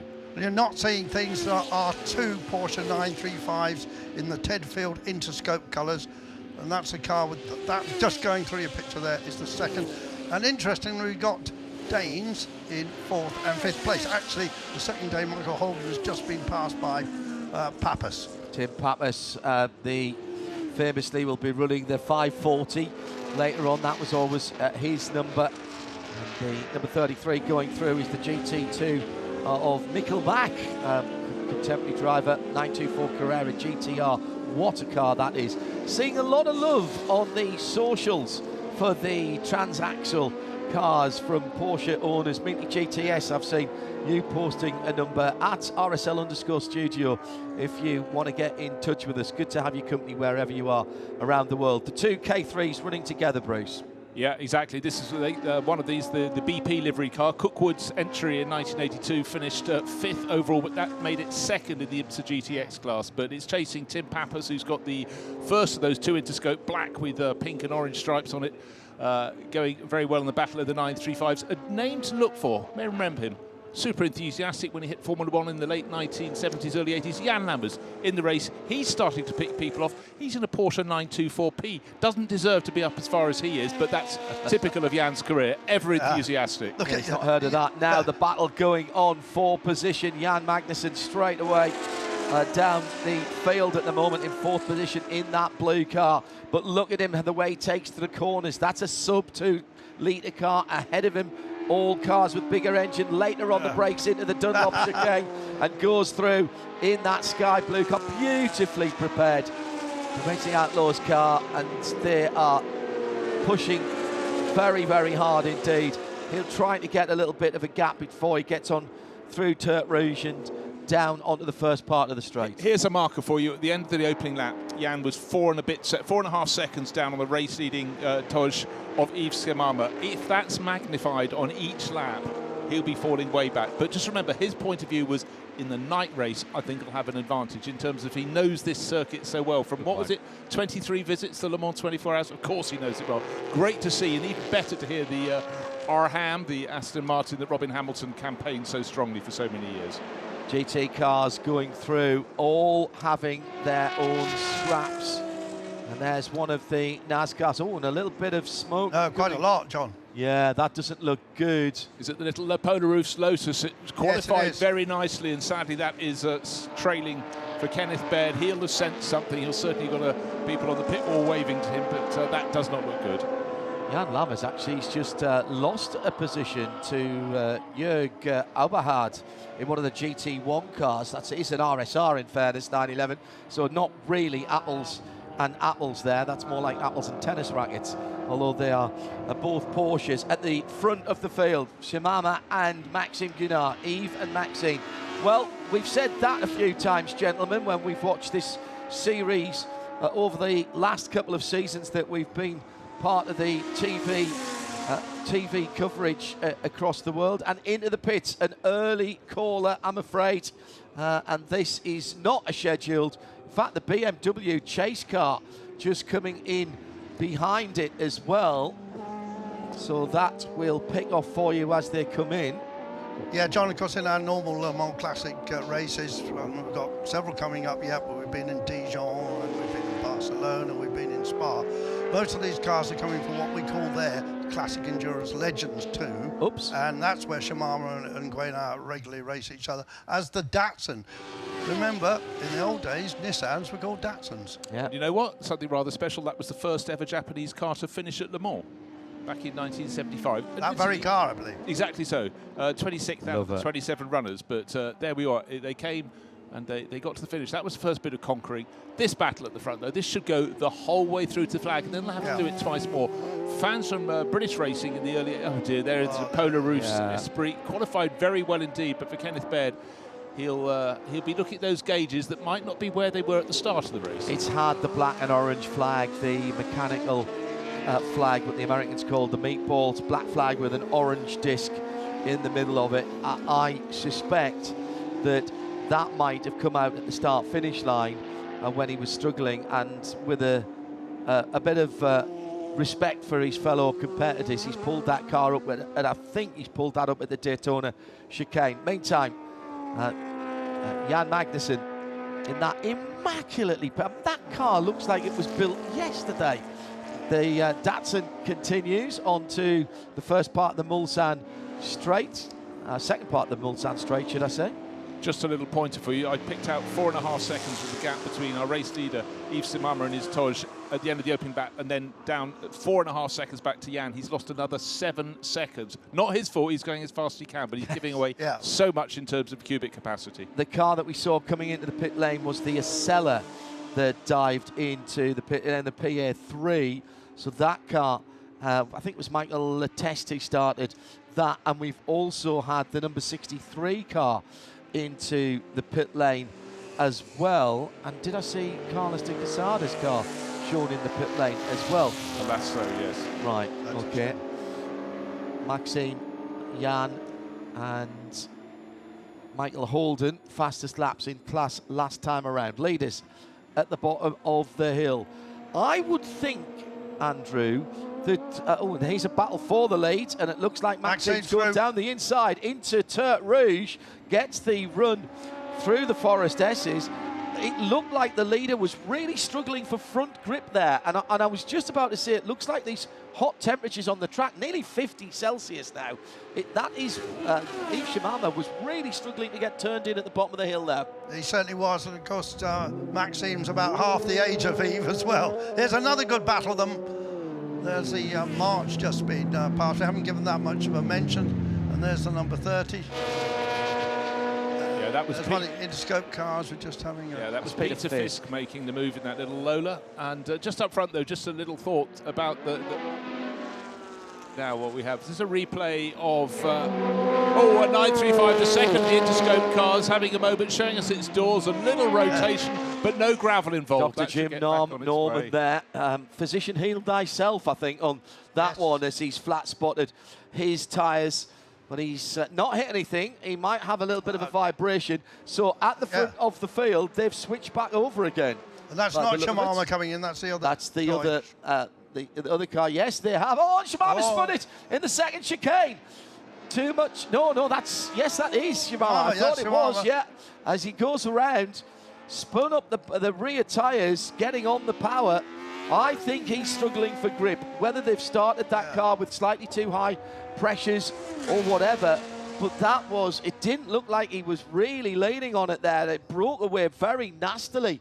Looked as though that really snapped on him, Bruce. Yeah, I mean, for Dominique Guénard now in the lead, Maxime Guénard in the lead of the race, you know, that Lola just looks much, much better balanced. It could be down to getting the right tyre pressures. This is a car I watched race so much in period. Jim Wallace, the man who owned the Opford group that sponsored it, and Mike Wiles, they used to share in the Thundersport series in the UK, and often they were taking on cars with a lot more horsepower than them, because of course we had some big Lolas with massive Chevrolet engines, people like John Brindley racing those, and you know, great to see that car out, still looking as crisp as ever. Yeah, that was a car that Adam Academy ordered to race here at Le Mans, and then they changed the rules, and he didn't pick the car up, and it sat at Lola's for about 4 years in a corner with a dust sheet over it. And then Jim Wallace found he could. Well, then John Webb came up with the Thundersport series, and Jim bought it for that and had a lot of success. Oh, more drama here. Yeah, another smoky Porsche. I think this is the heat, gentlemen. I really Absolutely. do. That's an oil-cooled car, of course, as Jim Norman fights his way back through the field. Let's head into the pit lane. Christophe Schwarz is with Bruno. Oui, depuis la pit lane avec une très belle histoire de famille. Christophe Schwarz et Lisa Schwarz et la Dodge Charger. Christophe, je vais m'autoriser avec vous tout d'abord pour mettre en avant l'esprit NASCAR que vous représentez aussi avec votre voiture ce week-end. Ah, merci beaucoup pour ça. Oui, ça fait 20 ans qu'on est là. C'est le 10e Le Mans classique pour notre Charger. Et aujourd'hui, tout en famille, avec Lisa qui a fait des progrès, on est juste heureux d'être là. Lisa, congratulations to you, mais je vais le dire en français aussi, bravo à vous. Je vais être indiscret. Vous avez quel âge? Je viens d'avoir 27 ans. Et alors, 27 ans et conduire une voiture aussi volumineuse que la Dodge Charger, sincèrement, c'est comment les premières émotions, les premières sensations? Très physique, mais très spécial, parce que j'ai commencé sur une typeuse, c'était plus petit évidemment, mais voilà, mon papa m'a toujours donné envie de la conduire, et donc voilà, maintenant le faire ensemble, c'est un vrai honneur. Vous savez à peu près quelle vitesse vous prenez dans les Hunaudières? Ah, je pense 280, 290, c'est ça? Oui. Et alors? Ah, ça va vite, ça passe très vite, plus vite que l'autoroute, mais voilà. Et puis elle a des bons freins, donc tout va bien. Lisa, one word with you in English to say, well, it's a great family affair with the Dodge Charger. How is it to drive such a car on the Le Mans racetrack? It's so incredibly special because it has so much family history. We've owned it for 20 years. The first time I came here, I was 3 years old, and to drive here is just so emotional. Thank you, Lisa. Thank you, Christopher. And at the time, Bernd Georgi is driving the number 4 Dodge Charger. Got a slow zone, which we wouldn't have had in this period through the first part of the track. That was for Dr. Jim Norman. Sorry, I saw the black Porsche K3. That was Michael Holden and Tim Pappas fighting for GT2 battles, which they continue to do, going past now where Dr. Jim Norman had his spin, and it would appear he did not get very much further than that. I am afraid as well, I got a quick glance of one of the transaxle Porsches going very, very slowly indeed. That hasn't been reported by race control yet, so it may have picked up speed and started going again. Slow zones, if you're not a normal Le Mans watcher, this is, instead of putting out the safety car, what we do is neutralize a small section of the track. Slow zone number 1 starts at the braking point for the final chicane, the Ford chicane, and then it will clear as they go through Terre Rouge. And we've got someone else stopped as well, because I saw the marshals out there with the arrow boards telling people to stay off the line. I suspect that is for some of the fluid that went down from that Lotus earlier on, Andrew. Yeah, I think you're right there. John, just seeing those Porsche 935 K3s, I remember standing down at various corners here actually, but particularly Arnage in the evening, and when they went away from you, they're red turbos because they're very close to the ground. Yeah. You could see the reflection, the red turbos glowing on the racetrack. Just beautiful. Wish I could have got a good photograph of it. I'm not a great photographer. Still see the back of some of the turbo cars, the whole exhaust glowing even nowadays. I was right, I'm afraid to say, the 924 Carrera GTR from 1982, the number 33, the white car, Nickel Mack in that car, has made it back to the pit lane, Bruce, but again, that's too early for a scheduled stop, and Carl Meeker's dropped out as well, and I suspect that is in the Porsche curves because we've got double yellows there as well at the moment. Grenat still leading from Shimama. They've swapped back over again. And Shimama, after that spin rather, has now dropped 21 seconds. Looks like he hasn't got the confidence in that Toge at all. I think, unfortunately, it is the Alpine. It's the Steve Osborne car that Chris Ward was going to take over, that glorious BMW M1. It's had a few problems this year, but I think the heat has got a massive role to play, and a lot of drivers struggling for grip, a lot of drivers struggling with mechanical issues. So what a shame for some of the drivers. But next car we're going to talk to, we've seen it come into the pits. It's one of the gold Toge. It's car 71. Let's find out why. Well, it's true, it's a sad afternoon for the Toge, Yves Semama and Danilo Coppi with car 71, which is stopped, as you can see. Danilo, on va le lire aussi en français pour commencer. Pourquoi votre Toge est-elle arrêtée? J'avais un surchauffage de moteur. À un moment, non, c'est surtout la fumée que j'avais. Et après, j'ai vu que j'ai un orange drapeau. Et je me suis ralenti en espérant que ça va descendre et revenir, mais c'était mieux de rentrer au pit et maintenant on regarde quel est le problème. Vous pensez pouvoir réparer? Je suis sûr que l'équipe elle est très forte, donc certainement on va réparer, mais là pour le départ pour cette course, je pense que ça va être compliqué. Now the English version with you, Danilo.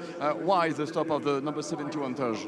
So I had a bit of smoke coming out of the last turn of Indianapolis, and then a little bit of loss of power. And I saw that I had an orange and black flag. So I slowed down, hoping that I would recover somehow. And the temperature was a little bit on the high side, so I decided to come in, and now we're discovering what the problem is. Okay, thank you very much, Danilo. And I hope that the weekend is not finished for you, so see you back during the night. Thank you so much, Danilo Coppi. Thank you. John, Jan Magnussen's not the only former Formula One driver in this race. Because there's Andrea Montermini. Actually, a big story. Is that a regular pit stop? No, too early. Too early. I was just looking, noticed he'd suddenly pitted. He'd actually set a really fast first sector time on that. Oh, actually, do you know? No, he's in the window. 17.5 Yeah, there's only minutes. 30 minutes left to go. Yeah. That's flown over. Yeah, so he's timed that very nicely. The two cars ahead of him would have passed pit in before they could have pitted on this lap. So maybe he's stealing a march, but right now it's probably trying to cool it down, but quite difficult in these temperatures. But Legacy Outlaws looking after him, and Dan still with that helmet. Jan still with that helmet with the Danish colours around its flank, blue top and bottom. But again, he is just such an arch enthusiast. Any time, any place, steering wheel, 4 wheels, let's go for it. Just go back to the Montermini story, because drove for Simtech, Pacific and 40. Been a Formula 3000 winner before that, and after his rather short Formula 1 career, went over and raced for 3 years in the kart series with various different teams. So I remember him very well from Formula 3000. I was doing some post-race interviews by the team's truck, and he opened the window. I was speaking to, I think, Max Papis, and he poured a bucket of water on my head, but I still like the fellow. Extraordinary. Very entertaining guy. I think he was aiming for Max, not me. No, not was me it? as Okay, well. right. Okay. Great fun days, great formula in the day. Right, so green wave flags under the Goodyear Bridge, but for a lot of the circuit still yellow areas. But as soon as the chocolate drop gets through that, the hammer goes down and on they press. Well, this is not a bad tactic from Jan Magnussen. It kind of shows how savvy he is, because we've still got that slow zone in the first part of the lap. So whilst he's taking his stop, and he'll be back out short. In fact, no, he's back out on the track now. His fastest lap of 4:12, 4:06 for Yves Shimama, and that is the bigger engine car of course, but 4:12 in that little 2-litre Lawler is pretty impressive. But he's basically taken his stop whilst the slow zone was out. Yeah, lots of other people in there. Car number 13, the Lola, that's Simon Nebeli. We just saw we saw Jamie Constable in the pits as well. He's always a front runner. He's in one of the smaller engine cars, under 2-litre Chevron, but look for him. But out on the track, well, it's all about one person, and his name is Guenard, Maxime Guenard. He's 23 seconds clear of Yves Samama now, so he's very happy on his tyres in his Lola, but unfortunately Yves and his Toj, definitely something not quite right. They're normally a little closer together than that. The pit lane is where all the action is at the moment, with the big Dodge Charger, one of the two NASCARs in this race, are rumbling in. We heard from the Schwartz family about their love for this car, their love for this circuit. And it just, even the pit stops, I'm sure, will look a little bit different in NASCAR land. It does rumble, doesn't it? So here's the Opfer car, Maxime, whose father started the Richard Mille Watch Company with Richard. And Dominique, he races, still a pretty quick racer, is Dom Guenard. But Maxime, when he's not doing this, he's promoting Mille Watches. It's on the board of directors, I believe. Beautiful, expensive timepieces. Great promoter of motor racing, sponsor of motor racing and many other sports is Richard Mille. And he's got an amazing taste of cars, which he's built into an amazing collection of cars. But how do you like your Porsches? I know, John, you like them in any shape or form, but to look down the pit lane, sad to see one of the 924s parked in the background of the shot. That was an ex-Derek Bell car. And they went well in period, but were very undergunned when it came to competing in Le Mans 24 Hours. But as with the history of this race, you have many, many classes. And of course, they were effective within their own. But on the start-finish straight, waved yellow flags, cars running at a bated pace at the moment. So at various points on the circuit, we've had some spills. I think Magnussen's played the ace card here with that pit stop. Yeah, and I honestly think that Maxime Guenard leading the race and Yves Samama didn't even have that choice, because I think they just passed the pit in. So that's good signalling to Jan. And it's basically, he needs a foot up in this race. He's short of horsepower. And in comes Yves Samama, but Maxime Guenard appears to have gone out onto a further lap. Now, interesting to see if Richard Mille gets into the car, because he was on the entry list, certainly. Hello to JG. It's not a Toj, it's TOY, stands for Team Obermeister Jörg. It does, but what did the owner, we heard Yes, the owner exactly, say. that's what we were explaining. If the owner wants to call it a Toj, then it's a Toj. I've been calling them toys for 40 years. It's one of those things you read, and if you never hear it said, you don't know how it's pronounced. But as soon as I joined Autosport, it was put very plainly to me that I was right all along. It's a pronunciation. It's a pronunciation thing, isn't it? You know. Yeah, I was doing, I can't remember where I was when one was racing, and I'd said Toj and was told it was Toy. Right, we're right in the middle of the pit stops. Gives us the opportunity with 27 minutes to go back down there. Another car which is supposed to be definitively stopped, the Porsche 924 with race number 33, and Michael Mack. Unfortunately, I think it's game over for you on the Porsche. Michael, why? Yeah, so I'm going down to Mulsanne corner, and suddenly the turbo stopped working. So I think the turbo is finished. Maybe the weather was too hot for it, but we'll see. Myke Motorsport have done an amazing job to rebuild the whole car to get us to start here, and we have been enjoying every single lap. So let's see if they can fix it. I hope they can fix. Of course, it's a shame because I imagine that driving such a car on the Le Mans racetrack is something quite special. It is a Porsche. Yeah, it's amazing. First time when I saw the car, I was a little bit skeptic, but after I tried the car, and especially here at Le Mans, it's just history, and it's just an amazing feeling. Thank you very much, Michael. And as you've said, we hope that the mechanics can fix the turbo problem, and then this car will be back for sure during the Le Mans night. Thank you so much. Effectivement, quelques problèmes de turbo pour la Porsche numéro 33, mais on espère que la voiture sera de retour cette nuit. Yeah, it was punching above its weight, Bruno. Thank you.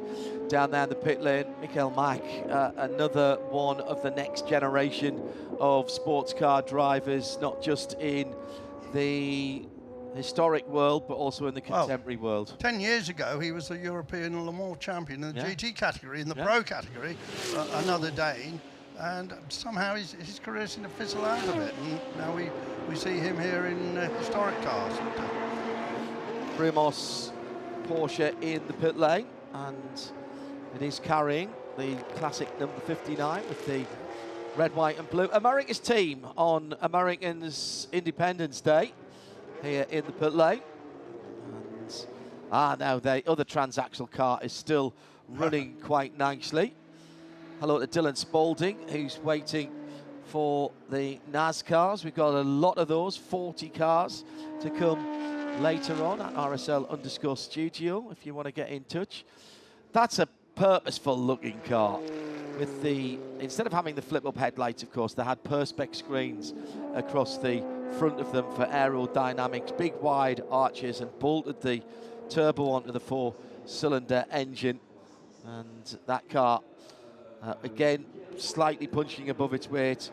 Anything with turbo written on it now for Porsche seems to have gone up massively in value in the last few years. We haven't seen much of the Di Tommaso Pantera, the Group 5's 1975 car, but that's still running around at the back making a great noise. Great cars, great drivers, and he's the leader into the pit lane. Now we've cleared the slow zone heading up towards turn 1. The leader had a 1 minute and 5 seconds when he came into the pit lane from Michael Holden. Now, Jan Lammers in the pits with Bruno. Yes, from one Porsche 924 to another, and the common point is that the car is stopped in the pit lane. But this one with number 3, and of course a very famous driver in the Le Mans history, Jan Lammers, who won here 1988. Well, Jan, unfortunately the car is stopped. Why? Yeah, unfortunately. I mean, you are always the hardest working man here on these races, but still, we did like 3 laps and then it was finished. The car was running really nice. I think somewhere something on the turbo inlet is cracked. So we still have to find it, but yeah, a shame. It's a very warm day. Is it a problem, in fact, the temperature, the air and the track temperature? I don't think so, but it's always a possibility. Maybe some of the tubes get too hot and they pop off. It's a shame for Alex van Bremen, my partner. He's the car owner, and you always want them to drive, of course. But unfortunately, maybe in the night. Jan, years after years, how do you see the evolution of the magic of Le Mans? Well, I think it's absolutely astonishing. I mean, the Le Mans Classic was always a great event, but it's incredible how it's developed.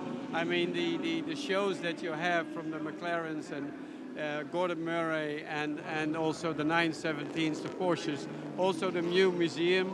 I was completely flabbergasted. It's so nice, and I haven't enjoyed a Classic Le Mans as much as this year.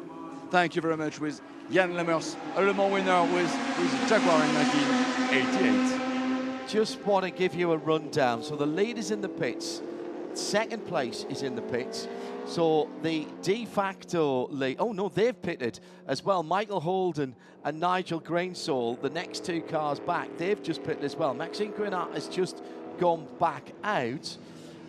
Where is the Jan Magnussen car? I think Magnussen's has gone through in the lead. I think if he's not in the lead, he's very, very close. He did a 4:12 that time around, as the rest of the cars who've not yet pitted, as we've got just on 21 minutes to go. There's a whole tranche of cars that are coming into the pit lane right now, right down to 15th position, are either coming in or have just been in. But I think Magnussen taking his pit stop when he did has helped him claw some of that time back, Bruce. I think it was a masterstroke. I think it was a masterstroke from him, and I think it was fortunate as well. As I said, the first 2 cars that were pulling away from him couldn't come into the pits. They opened after 17.5 minutes, and it was within just after 17.5 minutes that he dived into the pits. So well done him. His actual pace on the track, he cannot match race leader Maxime Guénat, who's now in the pits, but he won't stop from trying. That's for sure. And by the way, just in terms of housework, the Di Tommaso Pantera was swapped out for the yellow Ligier for Arno Heffelin. So that was quite a late change. But luckily, quite a lot of these drivers do have several cars which they can bring forward to play. That would be like us saying, oh, I can't find my other trainer. And there is the little Ligier, yellow with the green flashes up its wing. It's not as flamboyant as the other ones. It's but anyhow, something old, something new, something borrowed, something yellow. Something blue on the screen. Thank goodness, just in time. Yeah, that's the other Ligier. That's very good camera work. Yeah. We talk about one. That one's got the Maserati engine in it, hasn't it? Yeah. So the leader is at Mulsanne corner, and Jan has just come out of the second chicane. So Maxime Gunnar has indeed held the lead. Jan Magnussen leading his class and in second position. We saw Nigel Greensill in the pits climbing out of the chocolate drop Chevron, a car which was raced in the Springbok Series and driven by none other than John Watson. He still reckons it was one of his favourite cars. Yeah. Did an event at the Nürburgring, 1000k, and he said, you know, he qualified maybe about 8th against much larger engine cars. Sounds a bit like Jan Magnussen in this race. And just thought the handling, and let's face it, if your handling's not so good on the Nürburgring, you're not going to enjoy it around the Ford Nordschleife. He loved it. He was a genius, Derek Bennett. Derek Bennett of Chevron cars. Sadly died in a hand gliding accident. That car, at one stage, had a Skoda body on it and raced in the Wendy Walls Special Super Saloon Championship. Fortunately, it's been converted back into what it should be. Into the pit lane for Paul Singer in the Carrera GTR 924. Into the pit lane for his pit stop. Just proving, I think, what a draw these cars have. Hello to Chris Sharrington, who was a mechanic, I think on the leading 1976 Lola that is out there at the moment, the T286. 50 years later, near enough, he is watching his car from Team Langerstein here at the circuit, which is absolutely tremendous. Team Langerstein. Yeah. I think they're eating well. They've been here, they've been a part of Le Mans and Le Mans Classic for a very long time. Thanks to Chris Ring for passing that along. But just going to prove that behind all of these cars, we said there was a story on every row of the grid. Really, there's stories behind every car, and not just from the drivers, the team that work with them in period and work with them now, of course. Yeah, exactly. You forget about and also working on those cars in period. Teams had far fewer people. Often it was about 4 people per car. They did everything. More things broke back then, so it was constantly remedying something that had gone wrong. And I'm sure that those who worked on cars for many years have sort of more lumps out of their hand than a stonemason, frankly. Yeah. In terms of, there goes a knuckle, but carry on. I've got to continue my job. And lunch was a sandwich. Yes, it was probably started at 1 o'clock and finished at 3. Each time you have a mouthful, you've got to put it down and do something else. But, you know, I love the fact that people are back. I mean, how many sports can you be involved in something and 50 years later get to see those cars still doing, this isn't a parade, being raced and raced hard. Here today, one enemy, though, is definitely the heat. I hear what Jan what Jan Lammers was saying, but with a track temperature of 49 degrees, it's not just the air temperature of 32, which is hot enough. It's what's coming up from the track and going in to the intakes of all these cars underneath the engine base. There's a few turbo cars here as well, which will be running really, really hot under the bonnet. Yeah, worryingly so. Right, we get changing the position because Sam Yates, just looking at him, he's taken over from Tony Sinclair in the ex-Crown Racing Lola. And we've now got a Lola 123. He is absolutely flying. He's just picked off the better of the 2 Porsche K3s. Andreas Rollner had just taken that over from Michael Holden. And, well, he's using some of the curbs, but possibly with his wheels on the wrong side of the curbing there at the final corner. You'll have to watch for that, young Yates. The other, that was an outlap, by the way, for that car, the number 78. Watch out for the Zero car, the other black K3, which is only another second or so further back, because that is now Jerome Blekemolen behind the wheel of that car, and that will not be backwards in going forwards, but it just been kicked up into the Dunlop chicane under the Goodyear Bridge, and as if by magic, no, not quite enough. The slow zone is gone from there, so will Blekemolen go down the inside into the left-hander at the bottom of the hill? He does, and does that pretty easily in that Interscope coloured car. Well, he hadn't even been offered the invitation by the time he'd taken it. The postman was not just opening the gate. Yes, good point. And by the way, last year, Padmore's car, which then had, Sinclair's car, which had Padmore in it, finished third overall in this category. But Sam Yates is a newcomer in that car, with not a great history in historic racing. No, but he seems to have adapted it very well indeed, bar his line through the final corner onto the start-finish straight. 25, call it 26 seconds between first and second now. But Jan Magnussen secure in second place with 90 seconds back to Sam Yates in third. Then there's another 3 seconds back to Jeroen Bleekemolen, who is absolutely storming up to the back of that Lola T292. So keep an eye. The little prototype just coming to the brow of the hill, being chased down by what looks like the much larger K3 at 9:35 into the pit lane for the BMW number 27.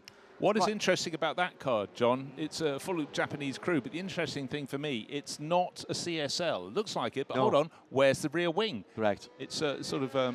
it's a CS. A CS, it's brown and yellow. I always think of sort of banana splits and stuff like that, but it's it's really nice to see something different, something a little...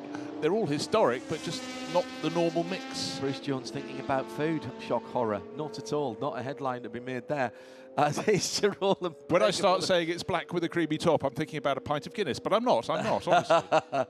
Yes, the tiramisu was very good at lunchtime. Here comes Jeroen Bleekemolen in that Interscope Zero car with the bonnet-mounted light sticking up from the top, getting the turbo spilled. We're talking blithely here, gentlemen, about a 935 K3 80 or a K3 from 1980.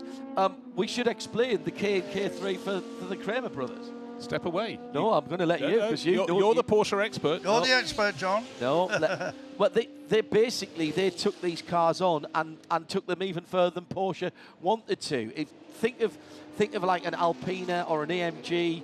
Well, the Kramer brothers were that for Porsches before anybody had even thought of that. Yeah, they really were, and particularly for the North American scene, they became more and more extreme, and in fact, in many ways, less and less Porsche. Look at the rear shot here. Point. You've got the 911 body shape deep underneath, but that rear wing and the bodywork extends further and further back, and it's absolutely extraordinary, but it's effective, and look how good it is in a straight line there, and round the corners, a lot of downforce, and certainly in the hands of Jeroen Bleekemolen, who shared this car with Tim Pappas for a very long time. It is absolutely flying. But let's go down and get the very latest from the pits. With Luca Betti, avec Luca Betti en effet, pilote de la Lancia Beta Monte Carlo numéro 40. Well, Luca, good to see you. Good to see this superb car under the sun of France and of Rassart. How is this Lancia on the Le Mans racetrack? Il a été vraiment une émotion être ici. On est parti et la piste c'est bien, donc on a roulé bien. Après on a vu un peu de glissant, mais c'est normal ici. Donc on fait une très bonne expérience ici à Le Mans, aussi pour notre Chimera et pour tout. On va la voir, la Chimera. May I ask you the English version about the feeling and the first part of the race, because you could start this first race for the Grid 6. Yes, I was a professional racing driver in rally once, so I take out my instinct and I enjoy a lot in the bagarre and taking the right speed. So I take back some emotion in my heart out from here. Luca, and something very special, please come with us and show us, please, a car which is very unique. Look, this is the Chimera Lancia. Well, is this car ready for Le Mans? Is it, why not, a new LMGT3, or why not a kind of hypercar? Why not? Why not? It could be a dream, of course. We are actually build this car for going to the Pikes Peak. Our aim is to go next year to the Climb Hill in Colorado, US. But of course, if a day this car could be eligible for compete here, we'll be here even before. Là, je vais vous le demander cette fois en version française, mais quand je vois une voiture comme ça, je me dis, elle est prête pour les 24 heures du Mans. Exactement, c'est la sœur de notre Beta Monte Carlo, c'est la sœur plus petite, et j'espère qu'un jour, elle peut venir ici. Merci beaucoup, Luca Betti. Et là, regardez bien, absolument génial, la Lancia Chimera. Ah, the Chimera. So, John, Sam Yates is going very well. He's just dropped to 4th place behind Bleekemolen, actually. Yeah. But just doing a little bit of research, he was winning BMW Compact Cup races 10 years ago. He's from Cheshire, and by the by, he went to the same school as Lando Norris. And they've just swapped places again, so they're two very different cars in two very different classes. The leader overall is the leader of the prototype more than 2 litre category. The second place car, Jan Magnussen, 28 seconds behind. Yellows. Is leader in his class. Sam Yates is second in the under 2 litre class, so he's doing well. And then Gerald Bleekemolen leads GT2. In GT1, it's Remy Terrell in the 911 RSR, the number 20 car. And we have more yellow flags out on the run from Mulsanne down to Indianapolis Arnage. I think, is that one of the Lucinis blowing up there, I think? No, it's one of the Ocellas. It's the other Ocella? Roberto Torriziani. Remember, he had a very short interview on the grid, an Ocella from 1978. So this is a cracking little scrap. Porsche K3. And look how their performance is different at different points on the circuit. And in fact, at this moment, the driver of the K3, Jeroen Bleekemolen, won't really be able to see Sam Yates. Sam Yates is so much lower in that little Lola in behind. But that's the essence of sports car racing. Just up in front, you can see the white and gold roof Dodge Charger. And by the way, that was pinged, given a penalty for making moves before the start line. And I think they've got 2 minutes penalty coming their way. And there's the Lancia Martini that Camara is evoking, by the way, down in the pit lane as they just go past in that battle for 3rd and 4th overall. I think that's Miles Poulton's little chevron at the side of the circuit. That was started by Peter Fisk, or was it started by, let's have a little look and see who stopped and where. I don't know if you noticed that earlier shot. Sam Yates had to actually brake because he got trapped behind somebody else. That's why he lost a bit of momentum. So through the Arnage right-hander, and again the Porsche will pull away in the hands of Jeroen Bleekemolen, but Sam will push on and try to stay with the much larger Porsche, punching a big hole in the air. So the power takes the Porsche through, but under braking, the Lola T292, the 1973 car, comes back. Expect to see that little Sam Yates-driven prototype hoving back into view.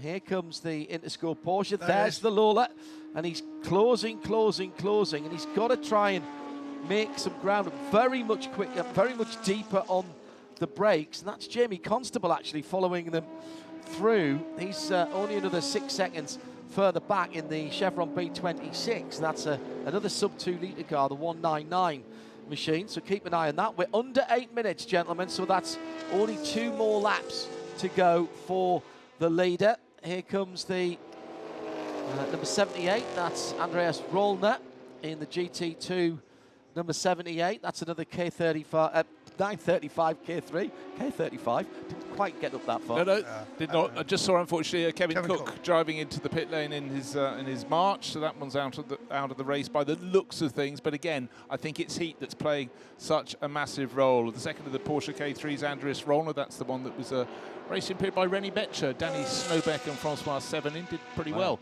at the time. That's the one with the BP livery. But here, this is one of the essences of this meeting. We've got a couple of NASCARs, 1976, as if they landed from another planet. A Ford Torino and this Dodge Charger came to play at Le Mans. You wouldn't have found them in the winner's circle, but they added something very, very different indeed. And look how tiny that 924 GTP Porsche looks. Half the size. Stick it in the boot, the trunk. Oh, that's incredible. So that's Christoph Schwarz and Paul Singer battling. Actually, they are both in the GT2 category. That is a class battle for 8th and 9th. And the Porsche holds sway.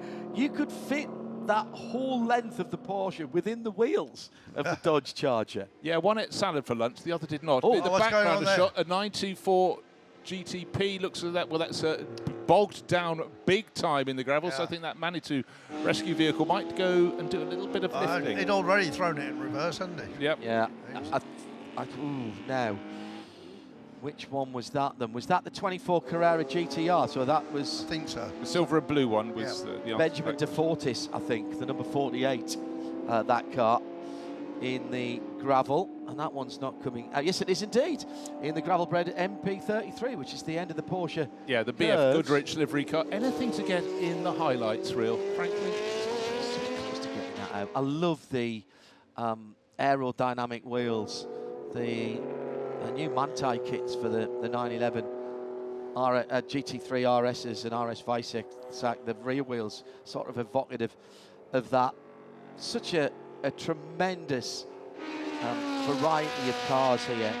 That number 29 was Gregory Drio. Yeah, one of the many RSR 3 litres, and later you had the 3.3 model, but nobody can hold a candle to Maxime Guéna. His fastest lap, 4 minutes 5.8 seconds, chasing Jan Lammers. Jan Lammers, hold on, I've combined two people. Jan Magnussen, his best, he just set last time around, 4 minutes 10.4, so he's giving away 4.5 seconds per lap if they were doing their best laps. But just look how well balanced Maxime Guéna is in that Lola T286. That's from 1976. He has this race in the palms of his hands. The next battle is going to be for 4th position overall and for 2nd in the sub-2 litre prototype category, as Jamie Constable is catching Sam Yates. So that's the number 85 that we were watching earlier on, the Lola T290. And we've got a Lola versus Chevron battle. 73 Lola, 74 B26. Jamie Constable is hoving into sight, only 5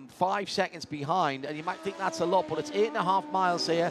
We've got at least a lap more, possibly 2, depending on where they are around the circuit. And last time around, Jamie took 3 and a bit seconds out of Sam Yates. So that is a battle that we've got to keep our eyes on. And in the GT2 battle, we've got the Ligier JS2 of Olivier Breitmeier, Dominic Grina and Charlie Borachot in the 935 and the 935-4-5, which we haven't really explained that story. We'll have to do that another time. That's the Brumos car that Peter Gregg went to Visac and had them build a specific car to the new IMSA regulations and brought them back, sold them, and then heavens above, IMSA decided to change the regulations partway through the season, and there were a standard 935 was declared the winner of that championship. Still some controversy on that all these years later.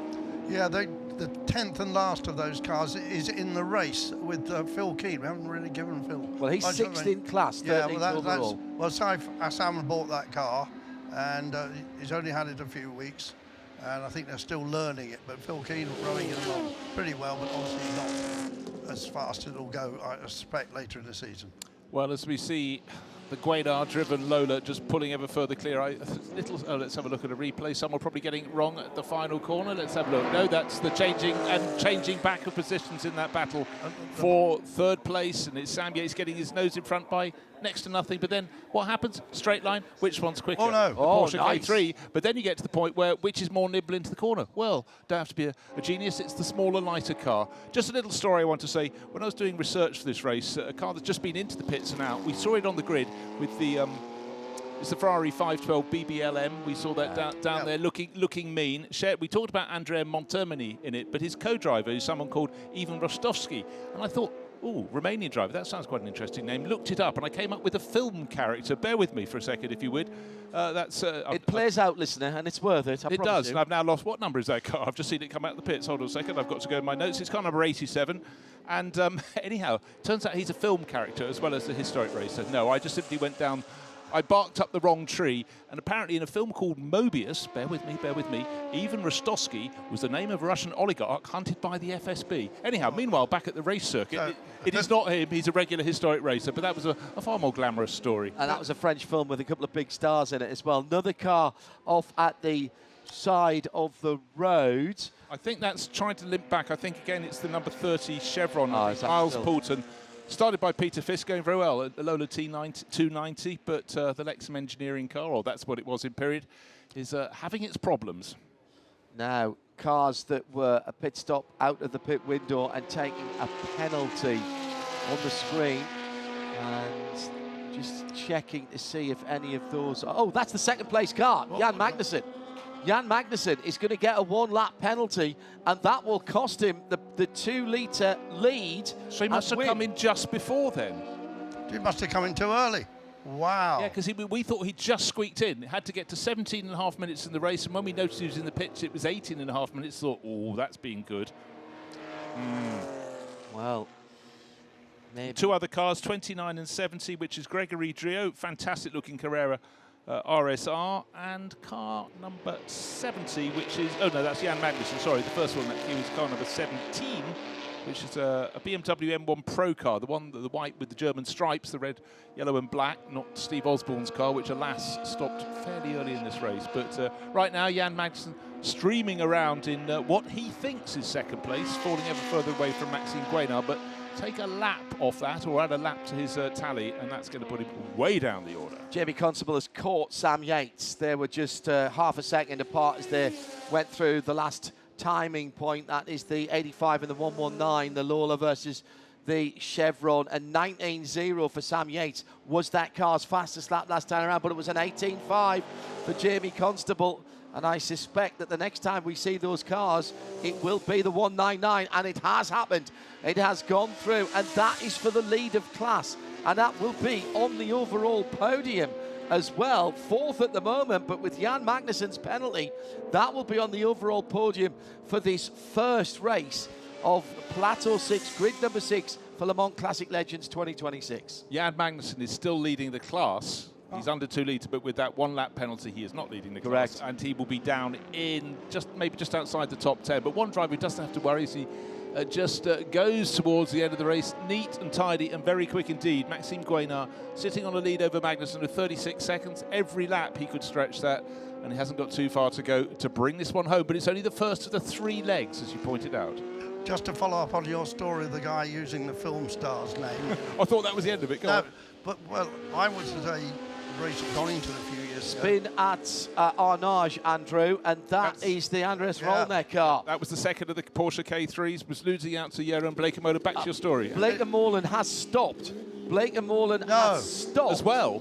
Yeah, that is the first 2 in GT. Bleekemolen has stopped out on the circuit, and at Marshall Post 26, that's down by, let's see, that'll be it. Now, have they got the wrong car? I think they've got the wrong car, because on my timing screen, Jeroen's still going. But in fact, yes, Andreas Rollner is now falling down the order a bit. Right. They are 2 very similar coloured cars. Black with trim. Yeah, black with Dominic Guénard in the Porsche 935, now second in that GT2 category. He's just put his fastest lap of the race in, a 29.3. As we are counting down on the last lap, you may just have time to do your story, Andrew, before the leader comes through. I'll be very, very quick. In the Le Mans film, there was Michael Delaney, that was Steve McQueen, but his main rival drove the Ferrari, was called Eric Stahler, and I found a guy at Donington, a historic race, using that name. Brilliant. And when I saw it originally, Eric Stahler, I sort of remember that name. And I realised the guy was using it as a pseudonym. Declan Brennan and I always said if we started a motorsport preparation company, it would be Delaney Stahler Motorsports, just to see who cottoned onto it. Yeah. So our first plateau race of the Le Mans Classic Legend 2026 will go to Lola and to Maxime Guénard. The first of the big engine cars goes through and wins it. A beautifully judged race. Yves Shamama pushed him hard earlier on, but ultimately couldn't keep the car underneath him, and he'll finish way down the field. So that's going to make things interesting later on. In GT2, Olivier Breitmeier has gone through. So that 0 car had stopped. Jeroen Bleekemolen had stopped. The first 2 had stopped and had some kind of, maybe was there an incident there? I'm not certain. But the 78 has just come through in 5th position for Andreas Rollner. So in GT2, it's Olivier Breitmeier in the Ligier GS2, the Porsche 935 of Dominic Guénard in second, and Charlie Borachot in the 9345. In the pits. Has finished in the pits. But has he come through and just pitted it early? Has he crossed the line? Well, has he crossed the line? I think he hasn't. At the moment, because he was about 7th or 8th. He's listed there now. We know our winner is Maxime Guénard, waiting for the second place battle to come through. Jan Magnussen's had his penalty applied, and he's dropped down to effectively 10th. Jamie Constable, he caught Sam Yates. He's moved ahead, but we've got to see if he can complete this 12th lap. They're nearly 3 minutes down on Maxime Guénard. Such has been the pace of our race-leading Lola. But they're in the under 2 litre class, and when they started this lap, only 2.7 seconds between them. How they finish it, though, of course, is what counts the most. Charlie Borishaw has now got everybody behind him. Sean has taken the checkered flag. I think he might be third in the pit. If he's rolled across the line, or his pit is down at the far end, they're all a lap down on the leader. Jan Magnussen has been pushed down to what will, as Bruce says, is 10th, and that's 5th now in the sub-2 litre prototype category. Let's sort this out. We're still waiting for the Chevron, the Lola, and the Acela to come through, and that's the top 3 in the sub-2 litre category, who are still out on the circuit. Jamie Constable, San Yates, and Christian Valliot-Gior. Somebody else coming into the pit lane that's Andreas Rollner, actually, who's just come into the pit lane. But he will be shown as finished now in 6th position. In the GT1 category, Olivier Berthelot in the 911 Carrera RSR 3 litre, the number 52 car, has already gone across the line. Didier Berthelot is in 2nd. I suspect the family connection there. Constable has just finished in 2nd on the circuit. It will be about 8 seconds back to the Crown Racing Lola T292. There it comes in the background of yellow Porsche. Can't overtake, wave yellow flags on the start-finish straight. But we know who is first, who is second, and now who is third. Vincent Martin in the yellow 39 Porsche was taking 3rd in GT1 as he came to the line. And the only person we are waiting for of note in terms of podium positions in this first of 3 races is the Acela PA8 from 1980, the Christian Valliot-Gior. Here it is. And here is the BMW engine car, the number 82. Very smart, very crisp-looking car. That's Nobili. Yeah, that's the... They finished a little further down than I think they would have liked to. That was Simon Nobili in 6th position in the sub-2 litre category in another 298 Lola. There is the Acela going through. That looks, that in particular with that colour scheme, that looks quite contemporary, that Acela, doesn't it? It does, doesn't it? It looks very, very crisp. Well, what an extraordinary race. At the end, Maxime Guénard got in 12 laps of racing, but lots of people behind didn't. But if you look at the results after Maxime completed his 11th lap, they'd be very different to how it was at the end. He lost the 2 Porsche 935 K3s that were fighting over various 3rd, 4th, 5th positions, certainly with Jeroen Bleekemolen. And the leader in the class. Leading the class, pulling away, catching and passing relatively easily Andreas Rollner in a similar car, but then it all went wrong for quite a few of the cars. Heat is not their friend today. And then, of course, we got Magnussen getting the lap penalty, which has dropped him right down to 10th place. That massively changed the GT2 standings, with Olivier Breitmar finishing, leading that class in 5th position in the Ligier. And that is the JS2 from 1975. We mentioned it when the guys were walking down the pits. Could not be more of a French car and French entry. A Ligier sponsored by Gitane with, among others, Henri Pescarolo's name and Francois Migaud's name on it.